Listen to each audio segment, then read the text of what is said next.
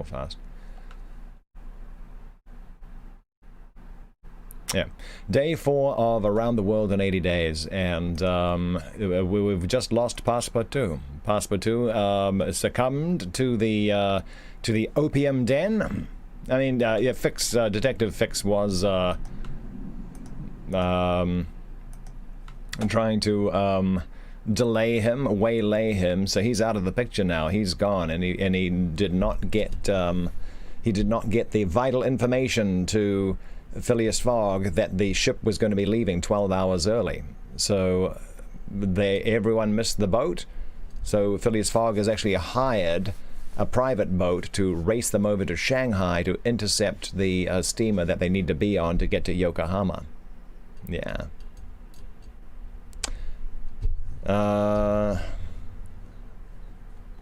Yeah, I don't know. You seem to take a great deal of pleasure in making other people's gaming a lot of not fun there, level 1. So I don't know. I think that's something you might need to work on. You've got a lot of anger there or something. I don't know what it is.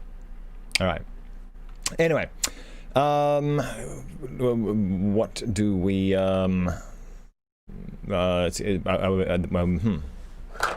trying to think of other. You're gonna make some chicken nuggets. Yeah, that's cool. Chicken nuggets. Make a nice lunch, a little snack. Haven't had those in years. Anyway, so here's the plan. We're going to continue with a bit of Jules Verne. Do we have what? That makes no sense at all. Level 1. You made him cry because you won't give him a vampire bite. I guess that's something special to ESO. So yeah. So today we're where are we at? I've lost my I'm losing all my wind. I'm losing my mind. Yeah. So yeah. So tonight we'll be starting with a bit of Fantasy Star, moving off probably onto something else. We finished. We finished Sea of Solitude last night. That was a pretty fun game. It was pretty fun. It's I'm glad it ended happily, but man, there was a lot of allegory to depression going on in that game. Yeah, so it was good that we got to the end of that. Everything seemed to work out okay. I got that through the EA Access there. Tried that out for a month. Yeah, that's pretty cool. I was told last night, by the way, that the EA Access, they have like some special deal going on now. I bought it like 2 weeks ago, and it was like $5 for a month, which seemed like a pretty good deal. Right now, it's on sale for 99 cents for a month. I guess for first-time triers, I guess. Which yeah, and that's you'll probably find something on that worth playing for 99 cents. I would think so. I'd hope so. Anyway, we should probably just get on with it. Do I have my book ready to go? Yeah, I do. It's right here. And what else do we need? We need our just moving windows so I can see some stuff. And yeah, I'm pretty sure my restream chat is not working. Can I pop chat out from here? Just looking for a pop out window on my other. Well, it's going over to the one way. Let me pop this window out. Oh, actually, maybe I can pop out chat from... Okay, one second. Man, this would be so much easier with a second monitor, right? Here we go to... No, it's a report. Where is... there's no pop-out chat. That seems kind of weird. Why would they not have a pop-out chat? A pop-out player. There we go. There we go. Oh, that's bad. Oh, that's... There we go. No, I don't want a pop-out player, because no, I want the pop-out chat window. How do I do that? There's got to be a way to do it. Chat settings. Pop-out chat. There we go. That's what we wanted. Okay, now this is just so I can keep an eye on that over there. Good lord. Oh, that's a stay on top. Move that down. I don't know. We'll figure it out. I don't know. Let's see. Okay, where's my Kindle? There's my Kindle, and now I need my Mixer chat. Mixer chat. Man, okay. Boy, that's way too hard. Way too hard. Anyway, let's do it. Let's get on with it. Switching scenes. Well, I can't even do that from here. Man. Okay, all right. So this is a bit of a clunky start here, but let's get on with it. Let's back up a page actually. So they've just had to hire the other ship. Okay, all right. A private ship to take Phileas Fogg, Aouda, and Detective Fix across to Shanghai to intercept a steamer which they need to get onto to get to Yokohama, Japan, and Passepartout is passed out in the what do you call it? In an opium den. All right, let's get on with it. The sails and the English flag were hoisted at 3:10. Mr. Fogg and Aouda, who were seated on deck, cast a last glance at the quay, in the hope of espying Passepartout. Fix was not without his fears, lest chance should direct the steps of the unfortunate servant, whom he had so badly treated, in this direction. In which case an explanation the reverse of satisfactory to the detective must have ensued. All right, okay, you're going to take a couple of days off level 1? All righty. Alrighty, we'll catch you when you get back. Yeah, I hope you'll, have a chill time. I hope. But the Frenchman did not appear, and without doubt was still lying under the stupefying influence of the opium.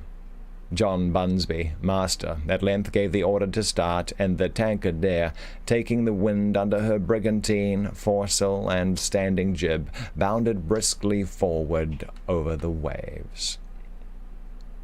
To Oregon. Wow, this has been a nice bit of travel. Across the states in a few days.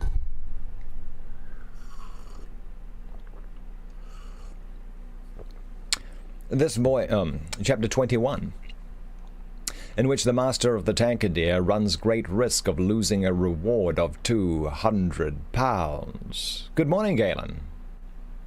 Good morning, sir. Yeah. Is today your game stream, or is that tomorrow, man? That's tomorrow. Okay. All right. Here we go. All right. All right. So okay. So if yeah, let's give Galen a follow. If you haven't already followed Galen. I do need to inform you, you are doing Mixer wrong. It's because that's one of those things. It should be done. I don't want to say it's mandatory, but you must do it. Yeah. Cool. And what are you playing tomorrow? Are you working on the Last of Us? Are you still working on that, or have you finished that and on a new MMO? Oh, Evans Remains. Yeah, I've seen some people playing that over the past week. Actually, I haven't caught any of their streams. I just popped into their streams for like a little bit, yeah, everyone seems pretty excited about it. Yeah, but I've not actually sat down to catch any of the actual gameplay. I might be able to do that tomorrow. First time trying it. Nice, very nice, very cool. All right. Yeah, we are doing well. Today's off to a bit of a slow start. A bit of, boy, it is. I'm just like, all my bots are broken right now. It's I don't know. And Mix is broken. The sub button's like gone. It's like for everyone. It's like disappeared. If it ain't broke, are you really a streamer? Yeah, that's for sure. That's for sure.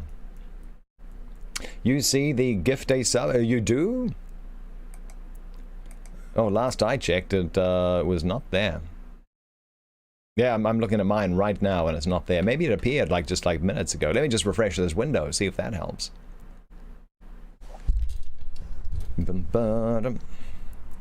Oh, it's back. It's back.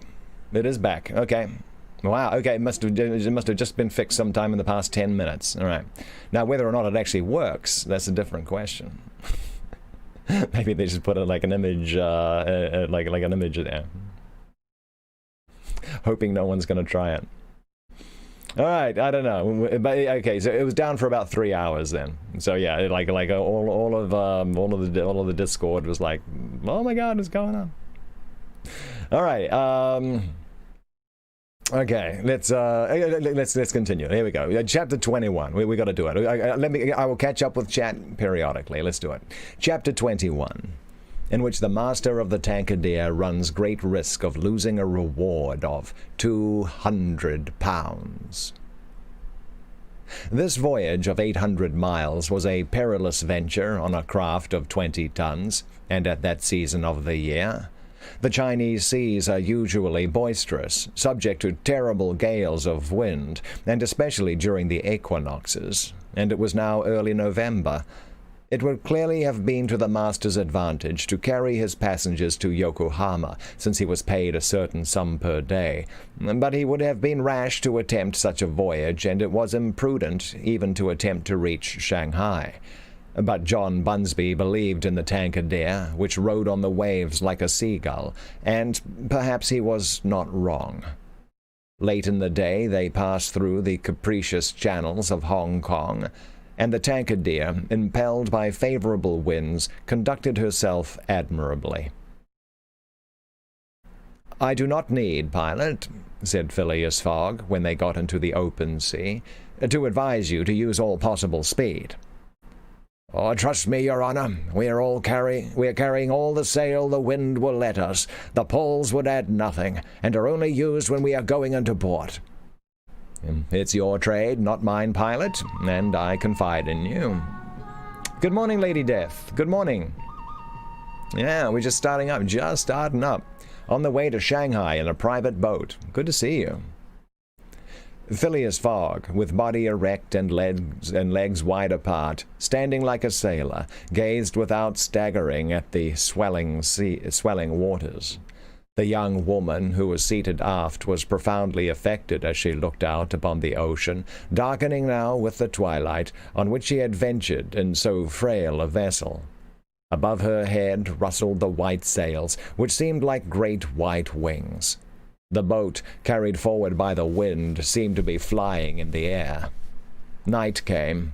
The moon was entering her first quarter, and her insufficient light would soon die out in the mist of the horizon.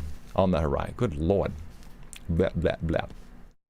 Clouds were rising from the east, and already overcast a part of the heavens. The pilot had hung out his lights, which was very necessary in these seas, crowded with vessels bound landward, for collisions are not uncommon occurrences, and at the speed she was going, the least shock would shatter the gallant little craft. Detective Fix, seated in the bow, gave himself up to meditation. He kept apart from his fellow travelers, knowing Mr. Fogg's taciturn tastes. Besides, he did not quite like to talk to the man whose favors he had accepted. He was thinking, too, of the future. It seemed certain that Fogg would not stop at Yokohama, but would at once take the boat for San Francisco, and the vast extent of America would ensure him impunity and safety. Fogg's plan appeared to him the simplest in the world. Instead of sailing directly from England to the United States, like a common villain, he had traversed 3/4 of the globe, so as to gain the American continent more surely, and there, after throwing the police off his track, he would quietly enjoy himself with the fortune stolen from the bank. But once in the United States, what should he, Fix, do? Should he abandon this man? No, 100 times no. Until he had secured his extradition, he would not lose sight of him for an hour. It was his duty, and he would fulfill it to the end.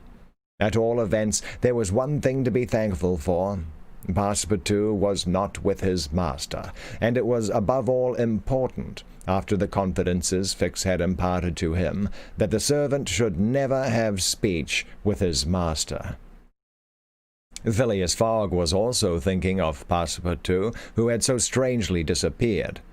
Looking at the matter from every point of view, it did not seem to him impossible that, by some mistake, the man might have embarked on the Carnatic at the last moment, and this was also Aouda's opinion, who regretted very much the loss of the worthy fellow to whom she owed so much. They might then find him at Yokohama, for if the Carnatic was carrying him thither, it would be easy to ascertain if he had been on board. A brisk breeze arose about 10 o'clock, but though it might have been prudent to take in a reef, the pilot, after carefully examining the heavens, let the craft remain rigged as before. The Tankadere bore sail admirably, as she drew a great deal of water, and everything was prepared for high speed in case of a gale. Mr. Fogg and Aouda descended into the cabin at midnight, having been already preceded by Fix, who had lain down on one of the cots. The pilot and crew remained on deck all night. At sunrise the next day, which was 8th November, the boat had made more than 100 miles. The log indicated a mean speed of between 8 and 9 miles. The Tankadere still carried all sail, and was accomplishing her greatest capacity of speed. If the wind held as it was, the chances would be in her favor. During the day she kept along the coast, where the currents were favorable.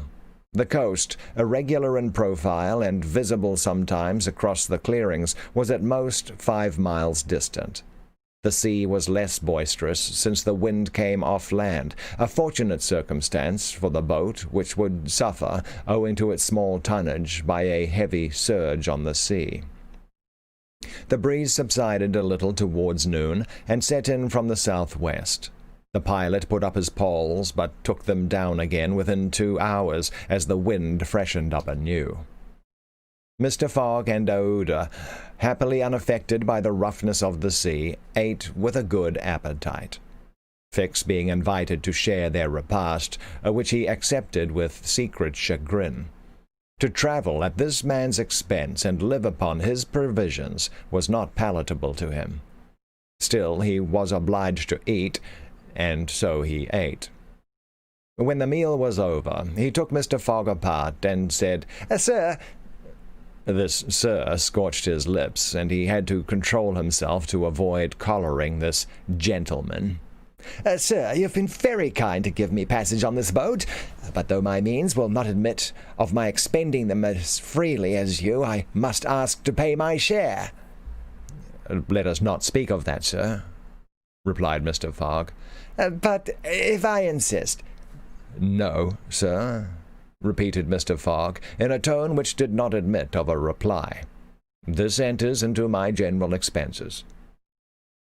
Fix, as he bowed, had a stifled feeling, and going forward, where he ensconced himself, he did not open his mouth for the rest of the day. Meanwhile they were progressing famously, and John Bunsby was in high hope. He several times assured Mr. Fogg that they would reach Shanghai in time, to which that gentleman responded that he counted upon it. The crew set to work in good earnest, inspired by the reward to be gained. There was not a sheet which was not tightened, not a sail which was not vigorously hoisted, not a lurch could be charged to the man at the helm. They worked as desperately as if they were contesting in a royal yacht regatta. By evening, the log showed that 220 miles had been accomplished from Hong Kong, and Mr. Fogg might hope that he would be able to reach Yokohama without recording any delay in his journal, in which case the many misadventures which had overtaken him since he left London would not seriously affect his journey. The Tankadere entered the Straits of Fo Kien, which separate the island of Formosa from the Chinese coast, in the small hours of the night, and crossed the Tropic of Cancer. The sea was very rough in the straits, full of eddies formed by the countercurrents, and the chopping waves broke her course, whilst it became very difficult to stand on deck. Yeah, the tagging's been a bit of a weird thing recently as well. Not just today either. Sometimes you can put someone's name. It seems like that they're not registering in chat somehow. Yeah, don't know. Anyway, Miss Taco Bella here. Hey, maybe it is Miss Taco Bella. Good morning. How you doing? Very good. Miss Taco Bella is fine. Very nice. Doing good, doing good. Drinking some coffee, reading a book. Catching up with the chat periodically. Yeah, it's going to be a great day. It's counting down to the weekend now. Yeah. At daybreak, the wind began to blow hard again, and the heavens seemed to predict a gale. The barometer announced a speedy change, the mercury rising and falling capriciously. The sea also, in the southeast, raised long surges which indicated a tempest. The sun had set the evening before in a red mist, and in the midst of the phosphorescent scintillations of the ocean.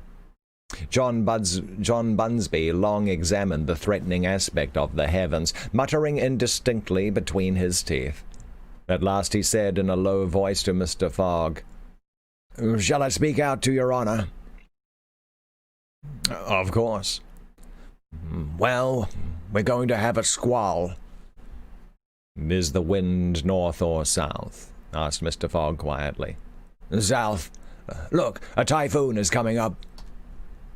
"Well, glad it's a typhoon from the south, for it will carry us forward." "Oh, if you take it that way," said John Bunsby, "I've nothing more to say." John Bunsby's suspicions were confirmed. At a less advanced season of the year, the typhoon, according to a famous meteorologist, would have passed away like a luminous cascade of electric flame. But in the winter equinox it was to be feared that it would burst upon them with great violence. The pilot took his precautions in advance. He reefed all sail, the pole-masts were dispensed with, all hands went forward to the bows. A single triangular sail of strong canvas was hoisted as a storm jib so as to hold the wind from behind. Then they waited. Good morning, King Danny. Been a good week so far? Hope so. John Bunsby had requested his passengers to go below, but this imprisonment in so narrow a space, with little air, and the boat bouncing in the gale, was far from pleasant. Neither Mr. Fogg, Fix, nor Aouda consented to leave the deck. The storm of rain and wind descended upon them towards 8 o'clock. With but its bit of sail, the Tankadere was lifted like a feather by a wind, an idea of whose violence can scarcely be given. To compare her speed to 4 times that of a locomotive going on full steam would be below the truth. The boat scudded thus northward during the whole day, borne on by monstrous waves, preserving always, fortunately, a speed equal to theirs. 20 times she seemed almost to be submerged by these mountains of water which rose behind her, but the adroit management of the pilot saved her. The passengers were often bathed in spray, but they submitted to it philosophically. Fix cursed it, no doubt, but Aouda, with her eyes fastened upon her protector, whose coolness amazed her, showed herself worthy of him, and bravely weathered the storm. As for Phileas Fogg, it seemed just as if the typhoon were a part of his program. Up to this time the Tankadere had always held her course to the north, but towards evening the wind, veering 3/4, bore down from the northwest. The boat, now lying in the trough of the waves, shook and rolled terribly. The sea struck her with fearful violence. At night the tempest increased in violence. John Bunsby saw the approach of darkness and the rising of the storm with dark misgivings. He thought a while, and then asked his crew if it was not time to slacken speed. After a consultation he approached Mr. Fogg and said, "I think, Your Honor, that we should do well to make for one of the ports on the coast." "I think so too." "Ah," said the pilot, "but which one?" "I know of but one," returned Mr. Fogg tranquilly. "And that is?" "Shanghai." The pilot, at first, did not seem to comprehend. He could scarcely realize so much determination and tenacity. Then he cried, "Well, yes, your honor is right, to Shanghai." So the Tankadere kept steadily on her northward track. The night was really terrible. It would be a miracle if the craft did not founder. Twice it could have been all over with her if the crew had not been constantly on the watch. Aouda was exhausted, but did not utter a complaint. More than once Mr. Fogg rushed to protect her from the violence of the waves. Day reappeared. The tempest still raged with undiminished fury, but the wind now returned to the southeast. It was a favorable change, and the Tankadere again bounded forward on this mountainous sea, though the waves crossed each other, and imparted shocks and counter-shocks which would have crushed a craft less solidly built. From time to time the coast was visible through the broken mist, but no vessel was in sight. The Tankadere was alone upon the sea. There were some signs of a calm at noon, and these became more distinct as the sun descended toward the horizon. The tempest had been as brief as terrific. The passengers, thoroughly exhausted, could now eat a little and take some repose. The night was comparatively quiet. Some of the sails were again hoisted, and the speed of the boat was very good. The next morning, at dawn, they espied the coast, and John Bunsby was able to assert that they were not 100 miles from Shanghai. 100 miles, and only 1 day to traverse them. That very evening Mr. Fogg was due at Shanghai, if he did not wish to miss the steamer to Yokohama. Had there been no storm, during which several hours were lost, they would at this moment be within 30 miles of their destination. The wind grew decidedly calmer, and happily the sea fell with it. All sails were now hoisted, and at noon the Tankadere was within 45 miles of Shanghai. There remained yet 6 hours in which to accomplish that distance. All on board feared that it could not be done, and everyone, Phileas Fogg no doubt excepted, felt his heart beat with impatience. The boat must keep up an average of 9 miles an hour, and the wind was becoming calmer every moment. It was a capricious breeze, coming from the coast, and after it passed the sea, became smooth.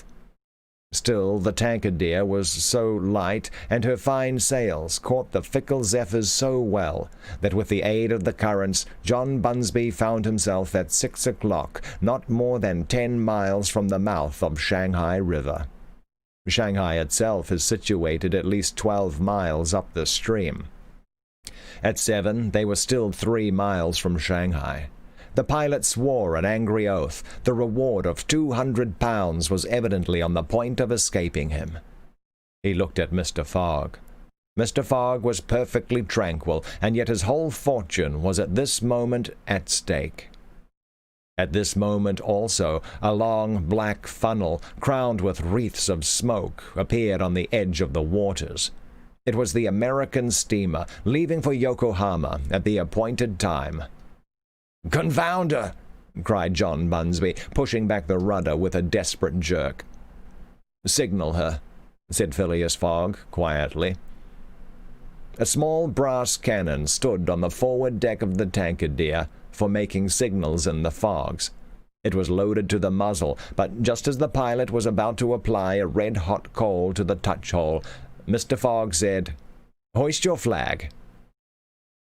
The flag was run up at half-mast, and this being the signal of distress, it was hoped that the American steamer, perceiving it, would change her course a little, so as to succor the pilot-boat. "Fire!" said Mr. Fogg, and the booming of the little cannon resounded in the air. Yeah, good Lord. Hey, Calanero, good morning. Yeah, and we had King Danny. King Danny popped in. Hey, good to see you, man. Good to see you.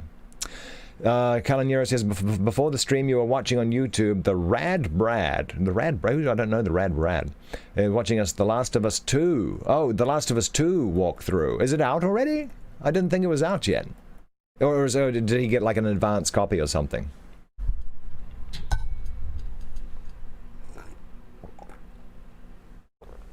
From what I've seen of it, it looks really good.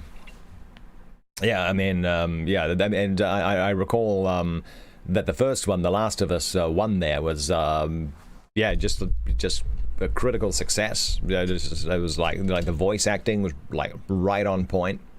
The writing, just excellent. Obviously, the graphics just looked really, really good. And this new one, it looks like it's going to be just as awesome. Oh, the game comes out tomorrow. Friday? Comes out tomorrow, okay. Early access a day before the game gets released, yeah. All right, okay, yeah, so he's a bit of a streamer like that. King Danny's doing okay. And, yeah, I'm doing good too, man. I'm doing good too. Yeah, it's, today's the last day of book club for the week, though. We're gonna make some tracks in this. Alrighty. Who's got good plans for the weekend? I know tomorrow being Friday, Mr. Art by Galen, he's actually streaming The Last of Us, the first one. I don't know how far into it he is. He's been playing it periodically on Fridays, so I imagine by this time you're a pretty good ways in. You got some good plans for the weekend? Cool. Yeah, well, I'm gonna see tomorrow, Friday and Saturday. I start gaming early. No book club, but we'll be doing like a bunch of multiplayer stuff and Fantasy Star. I made an alliance last night in Fantasy Star. Oh boy. Alrighty. Okay, let's get back on with it. Okay. Okay, I'll catch up with chat as we go.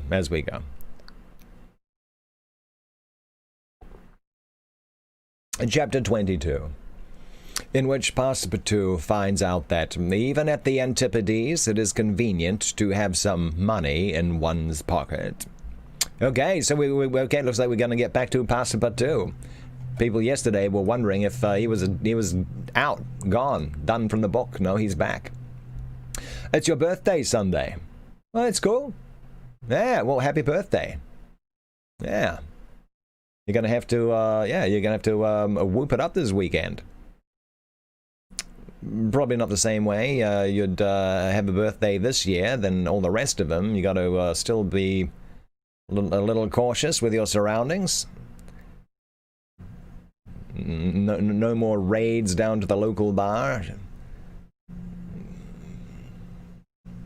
But, yeah, you're going to have an awesome birthday anyway, I'm sure. There we go. On Sunday.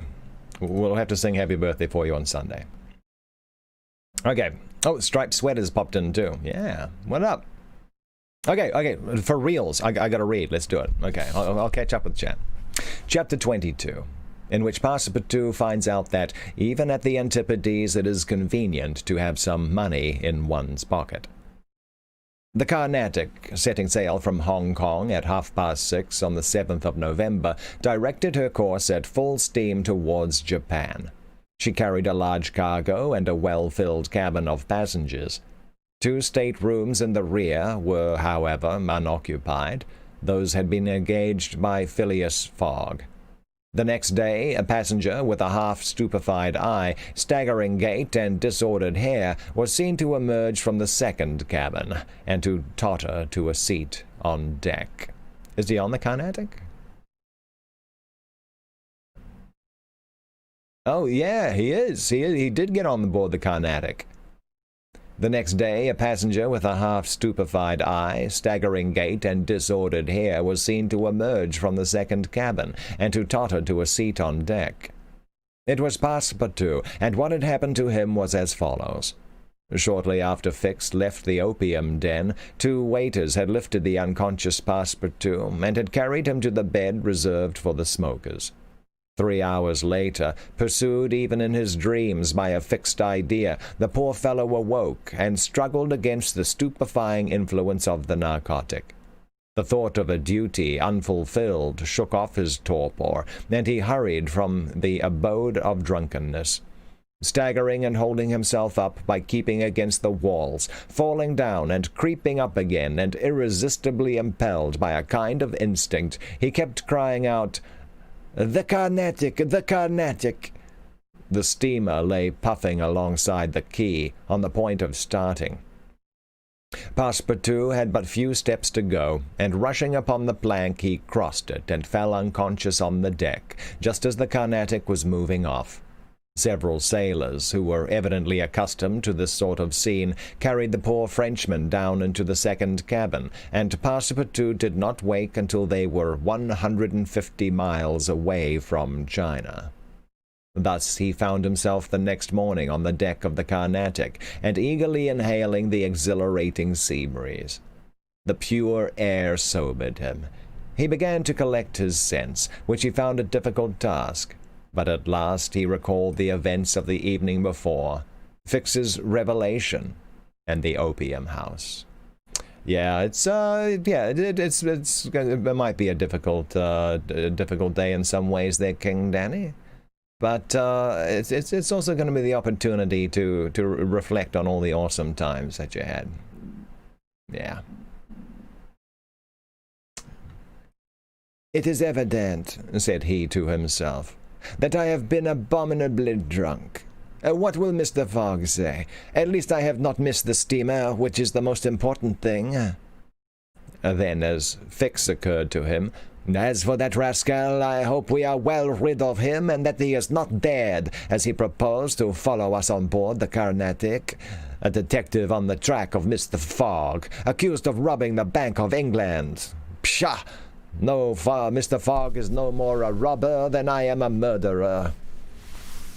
Should he divulge Fix's real errand to his master? Would it do to tell the part the detective was playing? Would it not be better to wait until Mr. Fogg reached London again, and then impart to him that an agent of the Metropolitan Police had been following him round the world, and have a good laugh over it? No doubt. At least, it was worth considering. The first thing to do was to find Mr. Fogg and apologize for his singular behavior. So actually, boy, this guy, even now, this dude's got some, terrible ideas. He's actually seriously considering, when he catches up with Mr. Fogg, not even to say a word about it until they get back to London. Passepartout got up and proceeded, as well as he could with the rolling of the steamer, to the after-deck. He saw no one who resembled either his master or Aouda. "Good," muttered he. "Aouda has not got up yet, and Mr. Fogg has probably found some partners at whist." He descended to the saloon. Mr. Fogg was not there. Passepartout had only, however, to ask the purser the number of his master's stateroom. The purser replied that he did not know any passenger by the name of Fogg. "I beg your pardon," said Passepartout persistently. "He is a tall gentleman, quiet, not very talkative, and has with him a young lady." "There's no young lady on board," interrupted the purser. "Here's a list of the passengers. You may see for yourself." Passepartout scanned the list, but his master's name was not upon it. All at once an idea struck him. Am I on the Carnatic?" "Yes." "On the way to Yokohama?" "Yes, certainly." Passepartout had for an instant feared that he was on the wrong boat, but though he was really on the Carnatic, his master was not there. He fell thunderstruck on a seat. He saw it all now. He remembered that the time of sailing had been changed, that he should have informed his master of the fact, and that he had not done so. It was his fault, then, that Mr. Fogg and Aouda had missed the steamer. Yes, but it was still more the fault of the traitor, who, in order to separate him from his master and detain the latter at Hong Kong, had inveigled him into getting drunk. He now saw the detective's trick, and at this moment Mr. Fogg was certainly ruined. His bet was lost. What? That's right. Channel 1? Channel 1 is here. Good morning, Channel 1. I like a Channel 1 coming by. How y'all doing? What's up?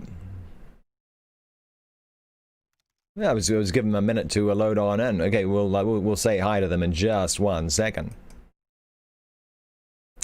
He saw now the detective's trick, and at this moment Mr. Fogg was certainly ruined. His bet was lost, and he himself, perhaps, arrested and imprisoned. At this thought, Passepartout tore his hair.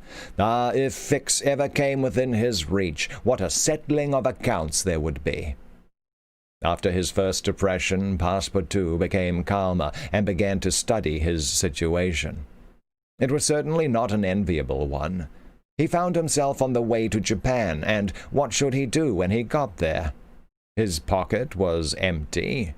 He had not a solitary shilling, not so much as a penny. His passage had fortunately been paid for in advance, and he had 5 or 6 days in which to decide upon his future course. He fell to at meals with an appetite, and ate for Mr. Fogg, Aouda, and himself. He helped himself as generously as if Japan were a dessert, where nothing to eat was to be looked for. Yeah, it's up there, video and audio out of sync. We'll tell you what, here's what you need to do. You need to go to the lower right-hand corner of the video screen, click on the settings cog, report video issues, audio, video out of sync. There we go, because I can't do anything about that, but the engineers at Mixer can. Yeah. Fill out those tickets if there's a problem with it. Yeah. Wiz Dominate. Wow, got a host. I like those. Thank you. That's very kind. Liv Cortez hooked us up with a follow. I like those too. Thank you. Ninja Gordo throwing some pizza around. I dig it. I dig it. Making me hungry. It's not lunchtime yet. Anyway, we'll get back to our book in just a second. Just want to say hi to Channel 1. Good morning. How you all doing? Yeah, a little bit about this stream here. I read books 5 days a week. Yeah, Monday through Thursday, we read novels. We're currently reading Around the World in 80 Days by Jules Verne. Yes, that's Monday through Thursday. We start at 10 a.m. Pacific, 1 p.m. Eastern, and usually go for 2 to 2.5 hours. And nothing on Friday and Saturday. And then on Sunday, we have Short Story Sunday, where it's just short stories, poems. Sometimes we have creative writers in the audience who'll send me a piece that they may have written to share with our audience. I'm always happy to do that. So, yeah, if you're a creative writer and you have something that you'd like to share, yeah, I can do that on Sundays. Yeah, you can just send me a message on Twitter or Discord. Discord is probably the best bet, actually.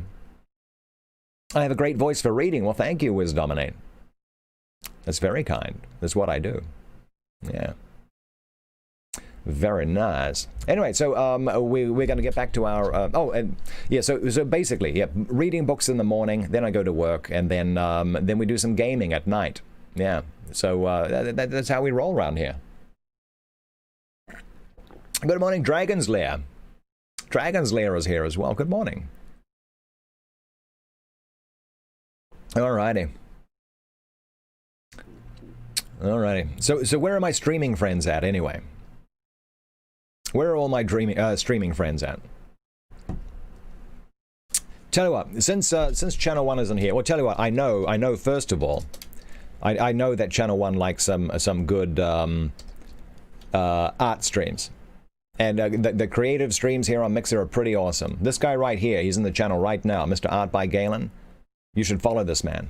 He does great art streams. He's very talented, and he's very chill.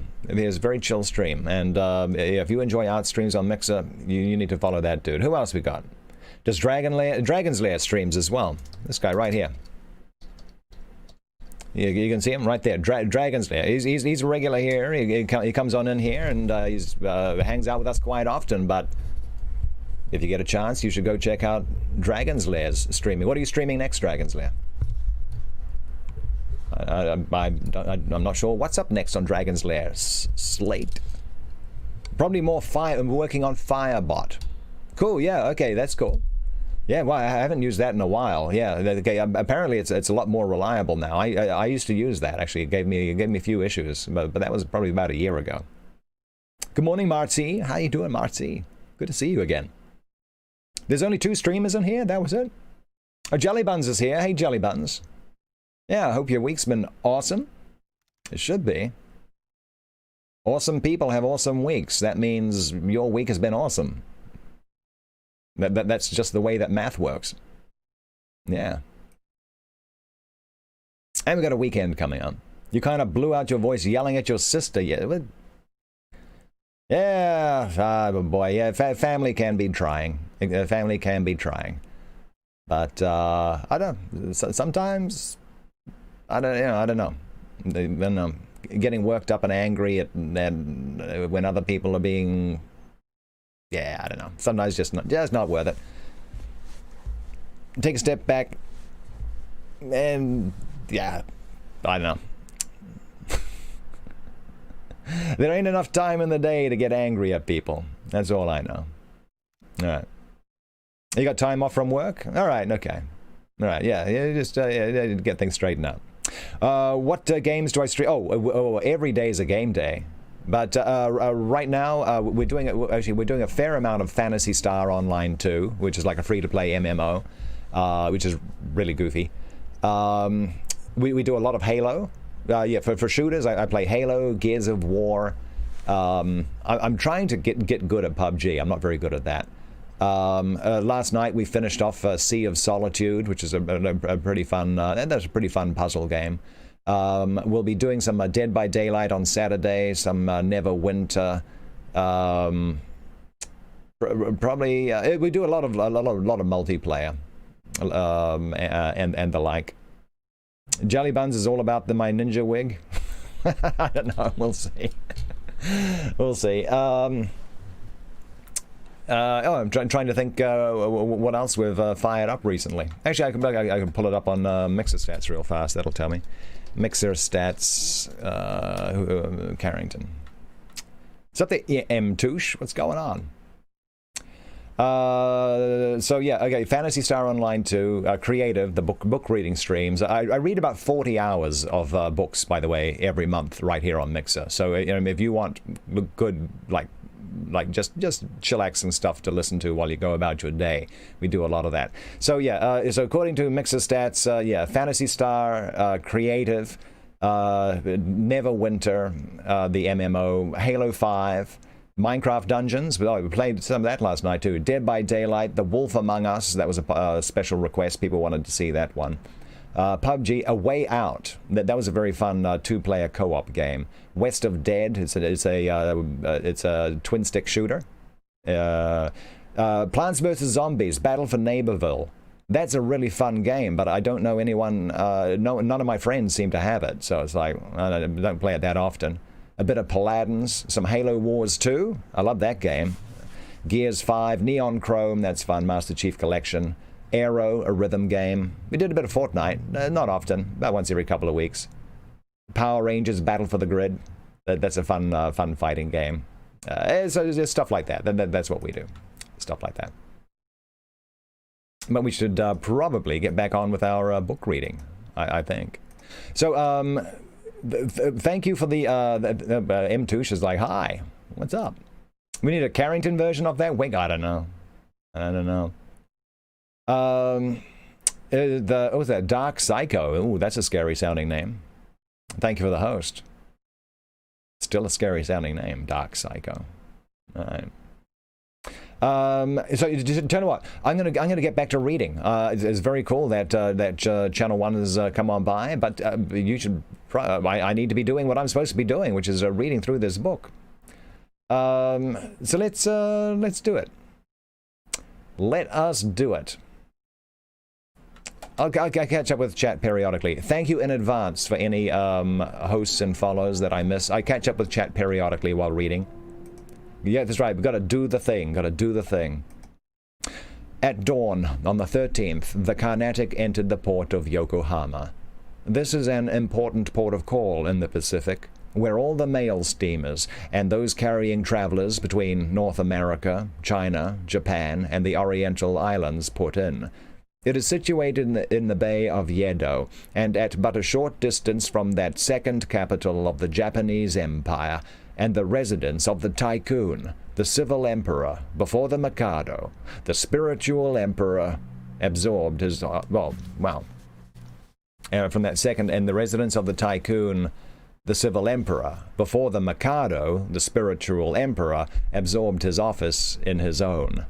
The Carnatic anchored at the quay near the custom house, in the midst of a crowd of ships bearing the flags of all nations. A Passepartout went timidly ashore on this so curious territory of the sons of the sun. He had nothing better to do than, taking chance for his guide, to wander aimlessly through the streets of Yokohama. He found himself at first in a thoroughly European quarter, the houses having low fronts and being adorned with verandas, beneath which he caught glimpses of neat peristyles. Peristyle is, let's look it up. A peristyle is a row of columns surrounding a space within a building, such as the court or internal garden, or edging a veranda or porch. Okay. This quarter occupied, with its streets, squares, docks, and warehouses, all the space between the promontory of the treaty and the river.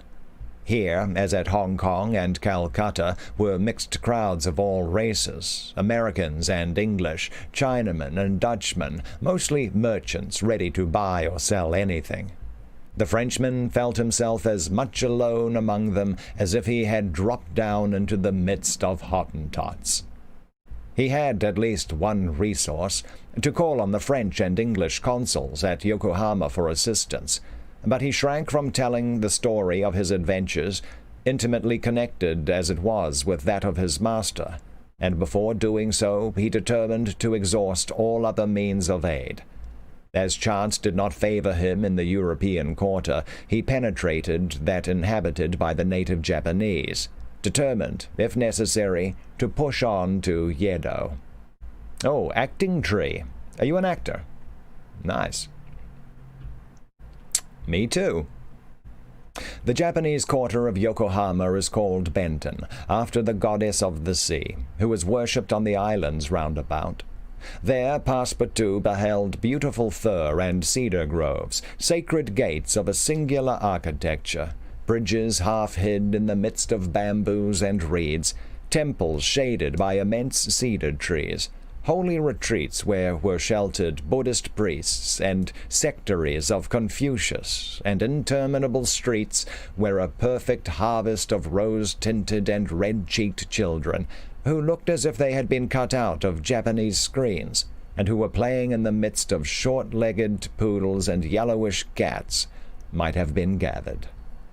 The streets were crowded with people. Priests were passing in processions, beating their dreary tambourines. Police and custom-house officers with pointed hats encrusted with lac and carrying 2 sabers hung to their waists. Soldiers, clad in blue cotton with white stripes and bearing guns.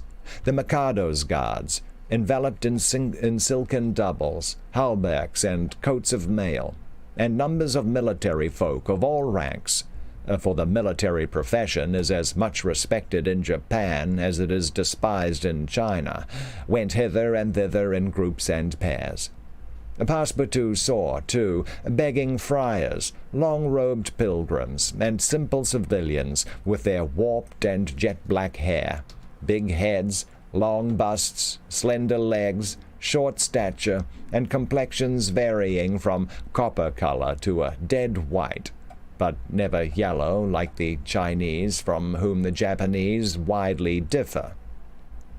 He did not fail to observe the curious equipages, carriages and palanquins, barrows supplied with sails, and litters made of bamboo, nor the women, whom he thought not especially handsome, who took little steps with their little feet, whereon they wore canvas shoes, straw sandals, and clogs of worked wood, and who displayed tight-looking eyes, flat chests, teeth fashionably blackened, and gowns crossed with silken scarfs, tied in an enormous knot behind an ornament which the modern Parisian ladies seem to have borrowed from the dames of Japan.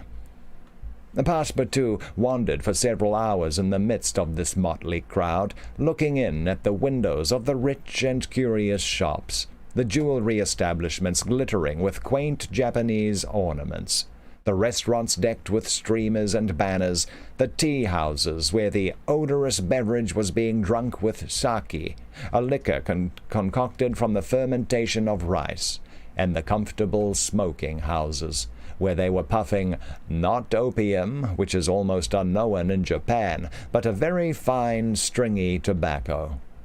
He went on till he found himself in the fields, in the midst of vast rice plantations.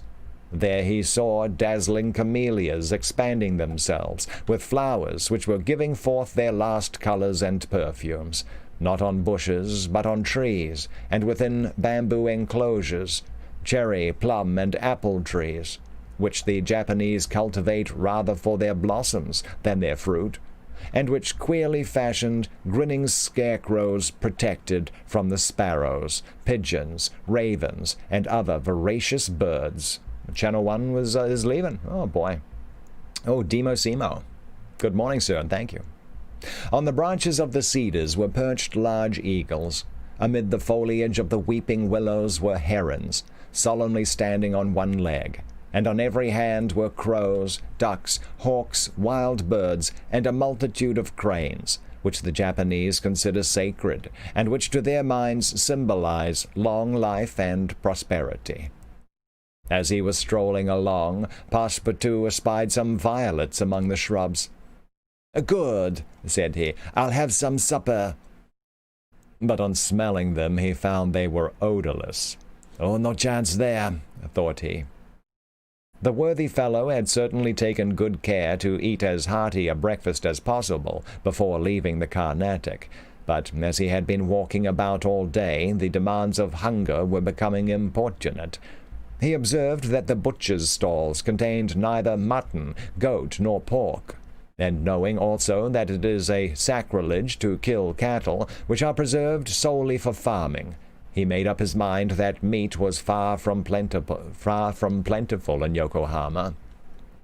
Nor was he mistaken, and in default of butcher's meat he could have wished for a quarter of wild boar or deer, a partridge or some quails, some game or fish, which with rice the Japanese eat almost exclusively.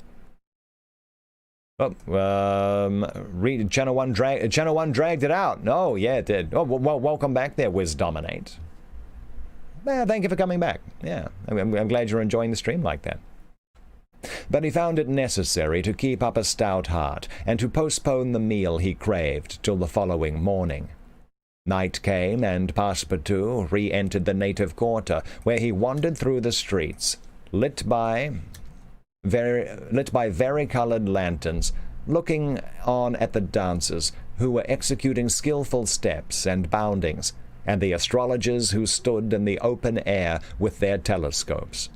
Then he came to the harbor, which was lit up by the resin torches of the fishermen, who were fishing from their boats. The streets at last became quiet, and the patrol, the officers of which, in their splendid costumes and surrounded by their suites, Passepartout thought seemed like ambassadors, succeeded the bustling crowd. Each time a company passed, Passepartout chuckled and said to himself, "Good, another Japanese embassy, departing for Europe." I guess there must have been some context in that, which I'm not aware of. I don't know, maybe there was a big, this was the big, I don't know, opening of Japan into Europe, I guess, maybe. Yeah. Alrighty, okay, cool. Okay, time to catch up with, we'll get on to this next chapter in just a minute.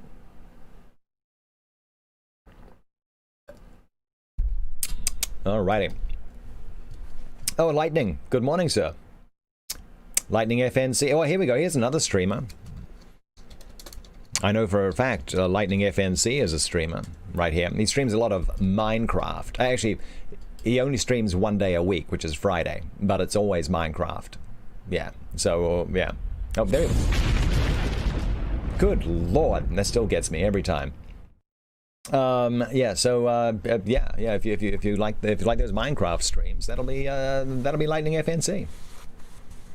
Jellybun, that Perry pulled up in the 1850s, which was when Japan opened up to everyone else. Yeah, well, yeah. So this one's set in 1872. Yeah, it just seemed weird that Passepartout was just talking about. He was commenting on the amount of Japanese officials hopping on boats going overseas. So yeah. There's a positive support. Well, they're all just cool peeps, man. Yeah, they're fun. They are a lot of fun. Do you stream as well, Wiz Dominate? Hey, Matzi, it's nice. I like it. I'm a fan. Before that, the only people they let in were the Dutch. Oh yeah, but in one port. So if this book was in the late 1800s, it makes sense that. Oh yeah. So. Yeah. Most of Jules Verne's stuff seems to be set, after the American Civil War, and that's actually mentioned quite often as some kind of time marker in a lot of ways. Obviously it was a big important event even back at that time, but. Yeah, Jules Verne mentions it a lot. Sometimes it even like stars people like veterans from the American Civil War. Yeah, everyone here is as cool as beans. Oh, big raid tonight there, Zombie Psychic. Big raid tonight. It is the Manifested Destiny. We're going to try and do it on super hard. Still can't do it on regular hard. The third one, that triple takedown of Magatsu, but. We'll try. Yeah, it's a very interesting period of history, though. Yeah. Alrighty. Well, okay, Wiz Dominate streams sometimes. All right, that's cool. If you're awake, oh boy, you've been burning the candle at both ends there, Zombie Psychic. Yeah. All right, okay, we'll see how it goes. Oh, and the official alliance, the book club, the book club started up. They got our alliance in Phantasy Star last night. I don't know. All right, okay, let's get on with it. What was it? It's only 11:10. Yeah, we're doing well. Why burn the candles at both ends when you can throw the whole candle into the fire? Right. Okay. That's right. All or nothing. In for a penny, in for a pound.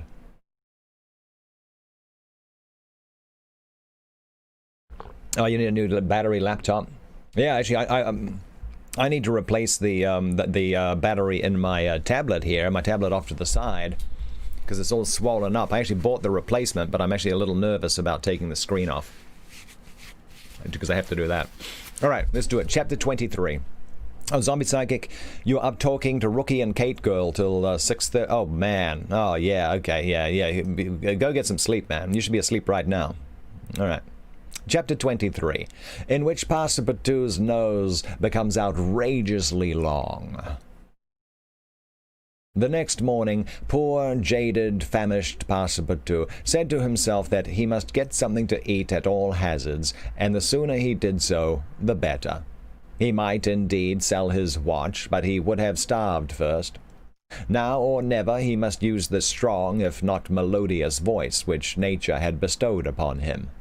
He knew several French and English songs, and resolved to try them upon the Japanese, who must be lovers of music, since they were forever pounding on their cymbals, tam-tams, and tambourines, and could not but appreciate European talent. It was, perhaps, rather early in the morning to get up a concert, and the audience, prematurely aroused from their slumbers, might not possibly pay their entertainer with coin bearing the Mikado's features. Passepartout therefore decided to wait several hours, and as he was sauntering along, it occurred to him that he would seem rather too well dressed for a wandering artist. The idea struck him to change his garments for clothes more in harmony with his project, by which he might also get a little money to satisfy the immediate cravings of hunger. The resolution taken, it remained to carry it out. And Lady Death is with us. Good morning. Oh, Mix's smiley face is really good at giving the impression that you've... it's because the eyeballs are so close together. I think it's because they're so close together. It's kind of like a little boy, oh boy. Oh, you've been... I know you've been here. I know you've been here, Lady Death. I just wanted to say hi again. That's all. It was only after a long search that Passepartout discovered a native dealer in old clothes, to whom he applied for an exchange. The man liked the European costume, and ere long Passepartout issued from his shop, accoutred in an old Japanese coat, and a sort of one-sided turban, faded with long use. A few small pieces of silver, moreover, jingled in his pocket. Good, thought he. I will imagine I am at the Carnival. His first care, after being thus Japanesed, was to enter a tea-house of modest appearance, and upon half a bird and a little rice, to breakfast like a man for whom dinner was as yet a problem to be solved. Now, thought he, when he had eaten heartily, I mustn't lose my head. I cannot sell this costume again for one still more Japanese. I must consider how to leave this country of the sun, of which I shall not retain the most delightful of memories, as quickly as possible. It occurred to him to visit the steamers which were about to leave for America. He would offer himself as a cook or servant in payment of his passage and meals. Once at San Francisco, he would find some means of going on. The difficulty was how to traverse the 4,700 miles of the Pacific which lay between Japan and the New World. I try, little Tara, I try. It's all on the fly, so sometimes it is what it is. Passepartout was not the man to let an idea go begging, and directed his steps toward the docks. But as he approached them, his project, which at first had seemed so simple, began to grow more and more formidable to his mind. What need would they have of a cook or servant on an American steamer? And what confidence would they put in him, dressed as he was? What references could he give? As he was reflecting in this wise, his eyes fell upon an immense placard, which a sort of clown was carrying through the streets. This placard, which was in English, read as follows: Acrobatic Japanese Troupe, Honorable William Batulcar, Proprietor. Last representations prior to their departure to the United States of the Long Noses,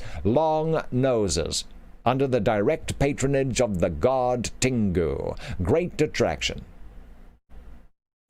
The United States, said Passepartout. That's just what I want. He followed the clown and soon found himself once more in the Japanese quarter.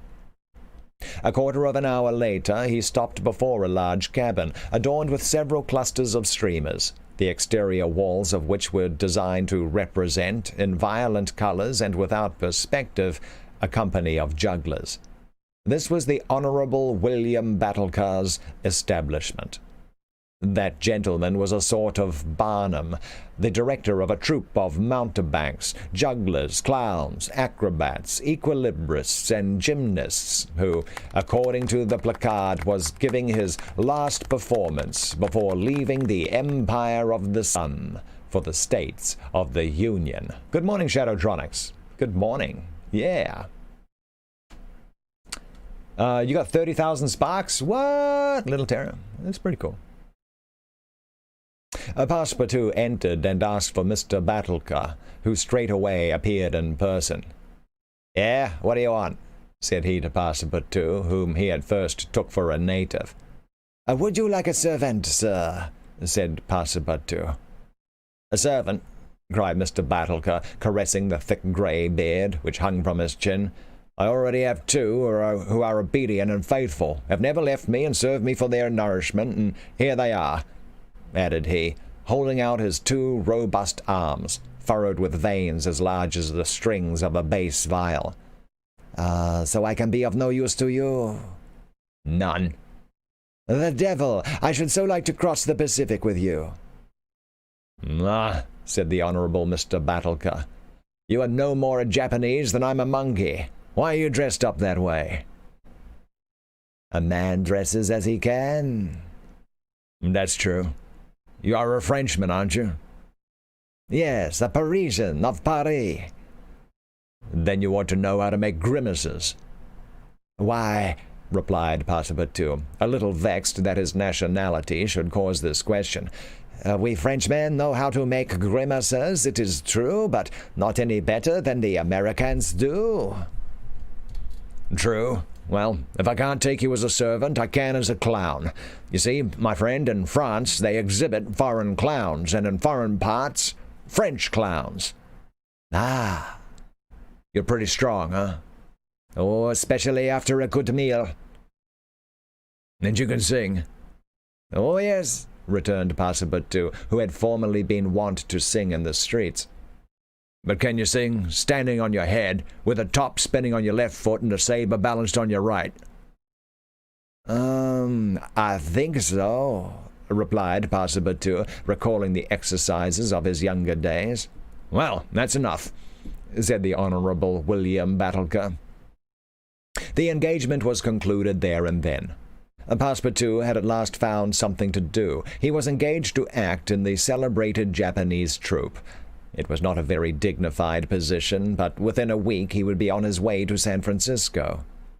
The performance, so noisily announced by the Honourable Mr. Battlecur, was to commence at 3 o'clock, and soon the deafening instruments of a Japanese orchestra resounded at the door. Passepartout, though he had not been able to study or rehearse a part, was designated to lend the aid of his sturdy shoulders in the great exhibition of the human pyramid, executed by the long noses of the god Tingu.